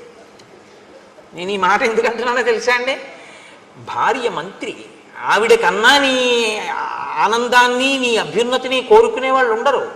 కాబట్టి ఆవిడ మాట వినవలసి ఉంటుంది కొన్నిసార్లు. కానీ ఆవిడ తప్పు చెప్తోందన్నప్పుడు దిద్దే అధికారం పురుషుడికి ఎప్పుడు ఉంటుంది. దిద్దాలి కూడా భర్త, కేవలం అనుసరించకూడదు. మంచి స్వీకరించాలి, చెడుని వద్దు అలా మనం చేయకూడదు, అలా వద్దని చెప్పగలగాలి. అది అనడు ఇది అనడు, అన్నీ వింటాడు, యుద్ధానికి ఎడతాడు. అది వాలితో వచ్చిన పెద్ద చిక్కు. కాబట్టి ఇప్పుడు ఆవిడంది యవ్వరాజ్యేన సుగ్రీవం తూర్ణం సార్థభిషేయచ విగ్రహం మా కృధా వీర భ్రాత్ర రాజన్ బలీయస. ఎందుకయ్యా సుగ్రీవుడితో నీకు వైరం? నీ తోడ పుట్టినవాడయా, ఒక ప్రమిదలో వెలుగుతున్నటువంటి 2 జ్యోతులు మీ ఇద్దరు. ఆయన ఏం తప్పు చేశాడు నువ్వు అసలు రాజ్యం నుంచి? ఉత్సజ్జురు వైరముత్సృజ్య దూరత. నువ్వు చక్కగా సుగ్రీవుడితో స్నేహం చేసి రాముడితో స్నేహం చేసి వాళ్ళిద్దరితో ప్రీతిపాత్రంగా ప్రవర్తించడం మొదలుపెట్టు, నువ్వు మరింత బలపడిపోతావు. లాలనీయోహితే భ్రాత యవీయానేషవానరా తత్రవా సన్నిహస్తోవా సర్వదా బంధురేవతే. నీ తమ్ముడే అతను, నీ చేత లాలింపబడడానికి యోగ్యుడు, అతని మీద కోపం పెట్టుకుంటానంట ఏంటి? కోపం పెట్టుకోకు. ఇక్కడ ఉండని, అరణ్యంలో ఉండని, సుగ్రీవుడు నీకు తమ్ముడు అంతే, ఈ జన్మకంతే ఇంకా మీ బంధం. అటువంటి తమ్ముడిని ఎందుకు దూరం చేసుకుంటావు? పిలిచి యవరాజ్య పట్టాభిషేకం చేయి. నహితేన సమం బంధుం భువి పశ్యామి కంచన దానమానాది సత్కారై కురుష్వ ప్రత్యనంతరం. నాకు తెలుసున్నంత వరకు వాలి సుగ్రీవుడి వంటి బంధువు నీకు ఈ లోకంలో లేడు. తమ్ముడు నీ ఎందంత ప్రీతి ఉన్నవాడు, నీ సేవకుడుగా బతికేటటువంటి వాడు. ఎందుకు దూరం చేసుకుని అతన్ని చంపుతానంటావు, అతని మీదకి యుద్ధానికి ఎడతానంటావు? వెళ్ళకు. హాయిగా పిలిచి అంతఃపురంలో కూర్చోబెట్టి అతనికి కావలసినటువంటివన్నీ సమకూర్చు. సంతోషపడిపోయి నీ దగ్గర చేతులు కట్టుకుని వంగి నమస్కరిస్తూ నీ వెంట ఉంటాడు. వైరమే తత్సముత్సృజ్య తమ పార్శ్వే సతిష్టతు సుగ్రీవో విపులగ్రీవ తమ బంధు సదామత. నీకు కుడి భుజం ఎలా ఉంటుందో బలంలో, సుగ్రీవుడు నీకు పక్కనుంటే అంత బలంగా ఉంటుంది. అందుకని ఆయన్ని మించిన వాడు లేడు. కాబట్టి సుగ్రీవుడితో స్నేహం చేయి. భ్రాతు సౌహృదమాలంబ నాణ్యా గతిరిహాస్థితే. నువ్వు సుహృద్భావాన్ని నీ తమ్ముడి యందు చూపించావా నా మాట విను. సాధువాక్యం కురుష్వమే. నీ చెప్పినటువంటి మంచి మాట నువ్వు చెయ్యి. నేను చెప్పినటువంటి హితవచనములను కానీ నువ్వు తప్పకుండా ఆచరిస్తే, యుద్ధం చెయ్యకుండా రాముడితో సుగ్రీవుడితో స్నేహం చేస్తే 10 కాలాలు సంతోషంగా మనం జీవించగలం. ప్రసీద పద్యం శృణుజల్పితం హిమే నరోషమేవాను విధాతుమర్హసి క్షమోహితే కొసలరాజసూనునా నిగ్రహ శక్ర సమాన తేజస. ఇంద్రుడితో సమానమైనటువంటి రాముని తేజస్సుని నిగ్రహించడానికి నువ్వు సరిపోవు. ఆ రాముడు సుగ్రీవుడి వెనక ఉన్నాడు. స్పష్టంగా చెప్తున్నాను, నా మాట నమ్ము. యుద్ధానికి వెళ్ళకు. సుగ్రీవుణ్ణే లోపలికి పిలిచి అవరాజ్యమి. పరమ సంతోషంగా మీ అందరూ హాయిగా ఉంటారు. నా మాట విని నేను చెప్పిన మాట ఆచరిస్తే నేను ఎంతో సంతోషిస్తాను అని తార వాలితో చెప్పింది. వాలి ఏం చేస్తాడో రేపు చూద్దాం. ఎందుకంటే వాలి ఏం చేస్తాడో మొదలుపెట్టామనుకోండి అమంగళం వైపుకి పెడుతుంది, మరణం వైపుకి తీసుకెళ్ళవలసి ఉంటుంది. అందుకని ఇవాళ భార్య ప్రీతిగా చెప్పింది, రేపు ఏం చేస్తాడో చూద్దామన్న మంగళకర ఘట్టం దగ్గర ఆపే ప్రయత్నాన్ని చేస్తాను. ఇవాళ రోజు మనం రామనామం కదా చెప్తున్నాం. ఇవాళ రామనామ స్థానంలో ఒక ప్రత్యేక కార్యక్రమం ఒకటి మీరు కొద్దిసేపు అవధరించండి. లోకంలో ఒక మర్యాద ఒకటి ఉంది. ఏమిటా మర్యాద అంటే, ఏదైనా చేస్తున్నటువంటి క్రతువు కానీ చేస్తున్నటువంటి జరుగుతున్న ఒక సభ కానీ పూర్ణంగా పవిత్రం అయిపోయింది, భగవంతుడు పరిపూర్ణంగా ఆశీర్వదించాడు, చాలా సంతోషించాడని గుర్తు ఏమిటో తెలుసా అండి? పంచశిఖలు పెట్టుకుని దీక్షావస్త్రంతో ఉన్నటువంటి వటువు సభాప్రవేశం చేయడం. అందుకే బలిచక్రవర్తి అంతటి వాడు వటువు సభలోకి వస్తుంటే, వడుగా ఎవ్వరివాడ వెవ్వడవు సంవాస స్థలం వెయ్యది ఎడకు నీ వరుదించుటం సఫలమయ్యన్ వంశమున్ జన్మమున్ కడు ధన్యాత్ముడనైతే ఈ మఖము యోగ్యం వయ్యే సుహృతంబులయ్య శిఖులున్ కళ్యాణమి కాలమున్ అంటాడు. ఒక కార్యం భగవదనుగ్రహాన్ని పొందింది అని గుర్తేమిటో తెలుసా అండి? సభలోకి వటు వచ్చి కూర్చుంటాడు. నేను మీకు ప్రమాణం చూపిస్తున్నాను, నా సొంతంగా చెప్పేశాను అనుకుంటున్నారేమో. వడుగా ఎవ్వరివాడ వెవ్వడవు, ఆ ప్రశ్న మనం అడగక్కర్లేదు, తెలుసు. సంవాస స్థలం వెయ్యది ఈ ఎడకున్ నీ వరుదించుటం సఫలమయ్యన్ వంశమున్ జన్మమున్. సఫలమైపోయింది మన వంశం జన్మాను ఆయన రావడం వల్ల. వటు అంత గొప్పవాడు, ఉపనయనం చేసుకున్నవాడు. కడు ధన్యాత్ముడనైతి ఈ మఖము యోగ్యం వయ్యి సుహృతంబులయ్య శిఖులున్ కళ్యాణమి కాలమున్. పట్టాభిషేకం రాబోతోంది కదా. కాబట్టి వటువా నువ్వు ఒక్కసారి చక్కగా లేచి వచ్చి ఈ వేదిక మీద కూర్చో.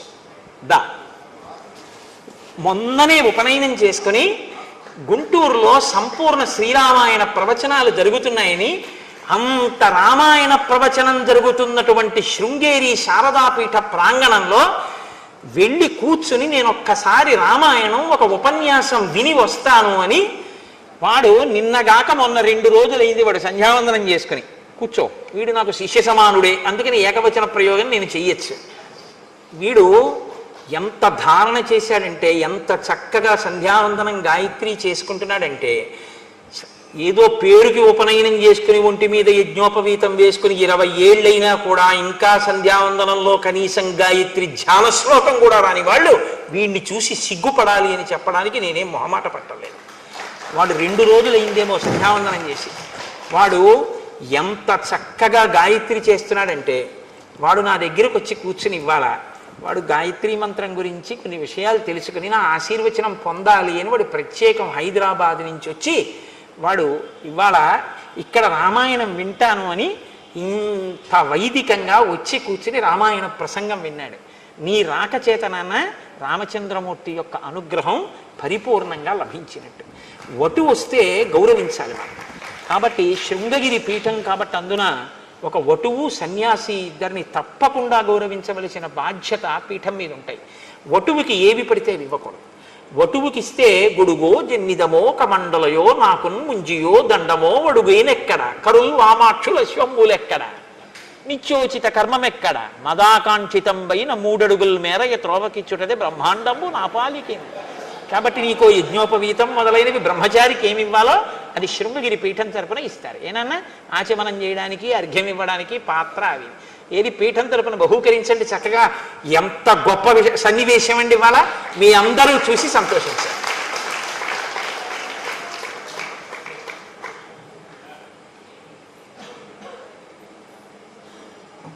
ఇవ్వండి, చక్క ఒక్కొక్కటి తీసి ఇవ్వండి వాళ్ళకి. దర్భాసనం పరమ పవిత్రం, అది వేసుకుని చక్కగా సంధ్యావందనం చేసుకో. ఏది నువ్వు లే ఒక్కసారి కూర్చో.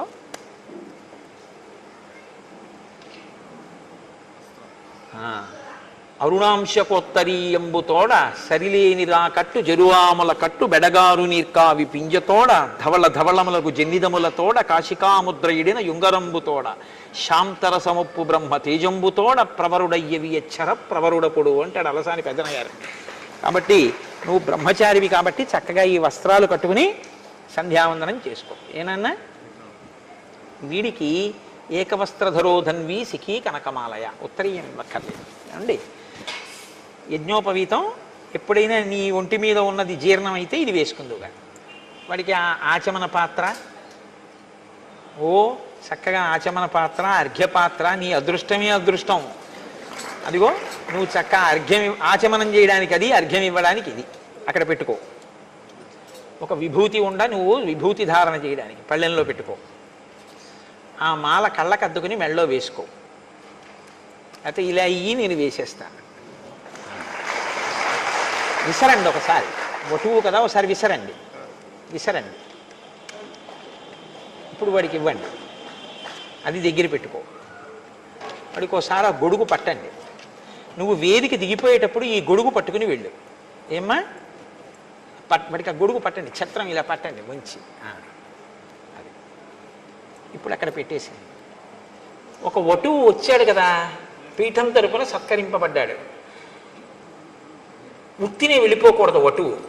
వటువు ఆశీర్వచనం చెయ్యాలి. వటువుకి ఆ అధికారం ఉంటుంది. అందుకే కదా స్వస్తి జగత్రీ భువన శాసనకర్తకు హాసమాత్ర విద్ధిస్త నిలింపభర్తకు సుధారాపద వ్యవహర్తకున్ మునీంద్రస్తుత మంగళాధ్వర విధాన వ్యవహర్తకు దానవ లోకభర్తకున్ అని వామనమూర్తి బలిచక్రవర్తికి ఆశీర్వచనం చేశారు. కాబట్టి ఇప్పుడు ఈ వటువు కూడా మనందరినీ ఆశీర్వచనం చేస్తాడు. ఎలా ఆశీర్వచనం చేస్తాడు? ఇతను ఎలా చేస్తాడంటే గోవిందనామాలు చెప్తాడు మనందరికీ. ఆ గోవింద నామం చేత సభకంతటికి ఆశీర్వచనాన్ని కృప చేస్తాడు. వీడికి సహకరించడానికి వాళ్ళ బాల కూడా వచ్చింది. శారదాపీఠం కదా, బాల వస్తే అమ్మవారిని నడిచొచ్చినట్టే. కాబట్టి ఆ బాలాస్వరూపం కూడా వచ్చి కూర్చుని గోవిందనామాలు చెప్తుంది.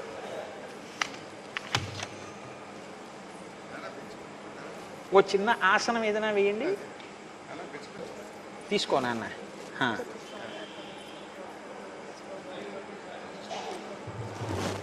ఋషయ ప్రవరాన్విత కౌండిన్యస గోత్ర ఆపస్తంభ సూత్ర కృష్ణ యజుశాఖాధ్యాయి సూర్యవంశీ శర్మ అహంభో అభివాదయే. వస్త్రం పట్టు, వస్త్రం పట్టు నాన్న. నీ ఉత్తరీయం ఇలా పట్టు, అలా పట్టు. అవి మీ అమ్మగారితో, మీ అమ్మగారి కన్నా గురువు గారి ఇంట్లో వండించుకోవాలి కాబట్టి మీ నాన్నగారిని వండి పెట్టమని తిను.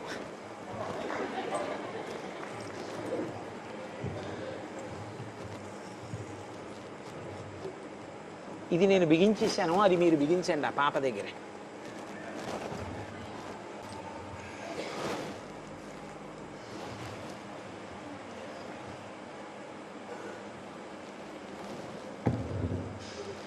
గోవింద హరి గోవింద గోకుల నందన గోవింద వచ్చినప్పుడు మనం కూడా అనొచ్చు. ప్రారంభం చేయనన్న. శ్రీ శ్రీనివాస గోవింద, శ్రీ వెంకటేశ గోవింద, భక్తవత్సల గోవింద, భాగవత ప్రియ గోవింద, నిత్య నిర్మల గోవింద, నిలమక శ్యామ గోవింద, పురాణ పురుష గోవింద, పుండరీకాక్ష గోవింద, గోవింద హరి గోవింద గోకుల నందన గోవింద నందనందన గోవింద నవనీత చోళ గోవింద పశుపాలక శ్రీ గోవింద పాప విమోచన గోవింద దుష్ట సంహార గోవింద దురత నివారణ గోవింద శిష్ట పరిపాలక గోవింద కష్ట నివారణ గోవింద గోవింద హరి గోవింద గోకుల నందన గోవింద వజ్రమకుటధర గోవింద వరాహమూర్తి గోవింద గోపీజనుల గోవింద గోవర్ధనోద్ధార గోవింద దశరథనందన గోవింద దశముఖమర్దన గోవింద పక్షివాహన గోవింద పాండవ ప్రియ గోవింద గోవింద హరి గోవింద గోకుల నందన గోవింద మత్స్యకూర్మ గోవింద మధుసూదన హరి గోవింద వరాహ నరసింహ గోవింద వానర గురుగ్రామ గోవింద బౌద్ధ కల్కిధర గోవింద బలరామానుజ గోవింద వేణుగాన ప్రియ గోవింద వెంకటరమణ గోవింద గోవింద హరి గోవింద గోకుల నందన గోవింద సీతానాయక గోవింద సీత పరిపాలక గోవింద దరిద్ర జన పోషక గోవింద ధర్మ సంస్థాపక గోవింద అనాథ రక్షక గోవింద ఆపద్బాంధవ గోవింద శరణాగత వత్సల గోవింద కరుణాసాగర గోవింద గోవింద హరి గోవింద గోకుల నందన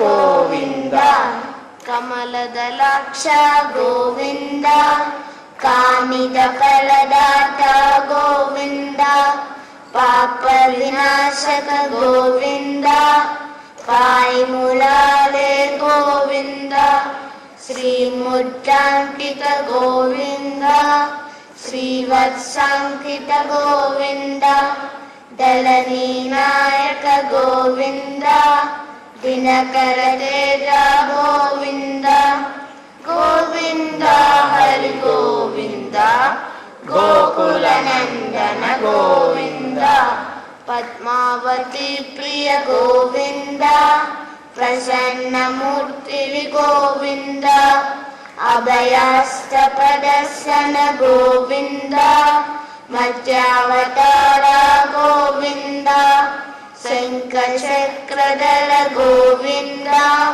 సాంగ గదాధర గోవింద విరజాతీశ గోవింద విరోధి మర్దన గోవింద గోవింద హరి గోవింద గోకుల నందన గోవింద సాలగ్రామధర గోవింద సహస్రనామ గోవింద లక్ష్మీ వల్లభ గోవింద లక్ష్మణ గజ గోవింద కస్తూరి తిలక గోవింద కాంచనాంబరధర గోవింద గరుడ వాహన గోవింద గజరాజ రక్షక గోవింద గోవింద హరి గోవింద గోకుల నందన గోవింద వానర సేవిత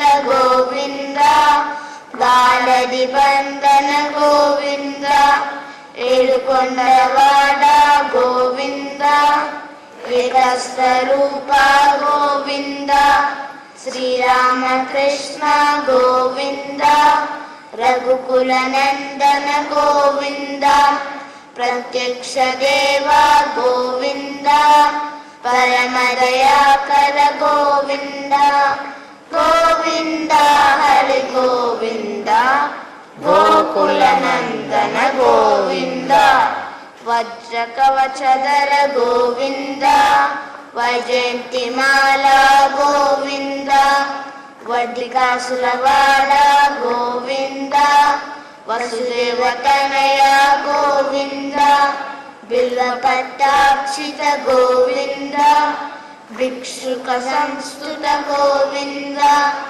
శ్రీ పుంలూప గోవింద నిత్య కళ్యాణ గోవింద నీరజనాభ గోవింద హాటి రామ ప్రియ గోవింద హరి సర్వోత్తమ గోవింద జనార్దన మూర్తి గోవింద జగత్సాక్షి రూప గోవింద అభిషేక ప్రియ గోవింద ఆపన్నివారణ గోవింద గోవింద హరి గోవింద గోకుల నందన గోవింద రత్న కిరీట గోవింద రామానుజనుత గోవింద స్వయం ప్రకాశ గోవింద ఇలలోకేశ గోవింద ఆనంద రూప గోవింద ఆద్యంతరహిత గోవింద గోవింద హరి గోవింద గోకుల నందన గోవింద ఇహ పరదాయక గోవింద ఇహరాజ రక్షక గోవింద పరమదయాళో గోవింద రత్ననాభ హరి గోవింద తిరుమలవాస గోవింద తులసి వనమాల గోవింద శేషాద్రి నిలయ గోవింద శేష సాయిని గోవింద గోవింద. శుభం భూయాత్. బాగుంది. ఏది బాలాస్వరూపం, దానికి ఒక 2 పళ్ళు ఇవ్వండి. ఏది ముక్తా విద్రుమ హేమనీల ధవల ఛాయైర్ముఖైస్త్రీక్షణైః యుక్తామిందు నిబద్ధ రత్నమకుటాం తత్తార్థ వర్ణాత్మికం గాయత్రీం వరదా భయాంకుశకస శుభ్రం కపాలం గదాం శంఖం చక్రమదార విందయుగలం హస్తైర్వహంతి భజే. ఓ వెరీ గుడ్, వెరీ గుడ్, బాగుంది.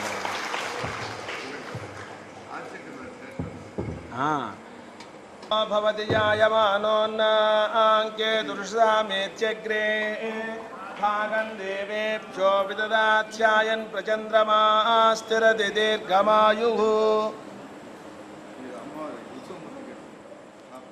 యాదాస్తం విపరీతనా. శారదమ్మ వారి శేషవస్త్రం. ఇప్పుడు ఇది ఇలా అయ్యి చెప్తాను.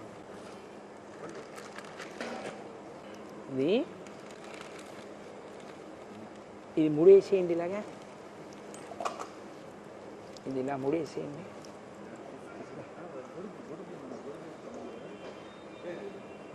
ఇచ్చేస్తారా? గొడుగు వేసుకో.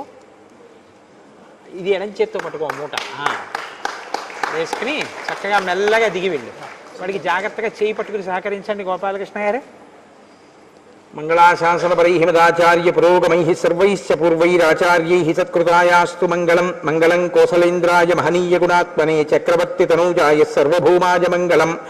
ఉమాకాంతాయ కాంతాయ కామితార్థప్రదాయినే శ్రీగిరీశాయ దేవాయ మల్లినాథాయ మంగళం.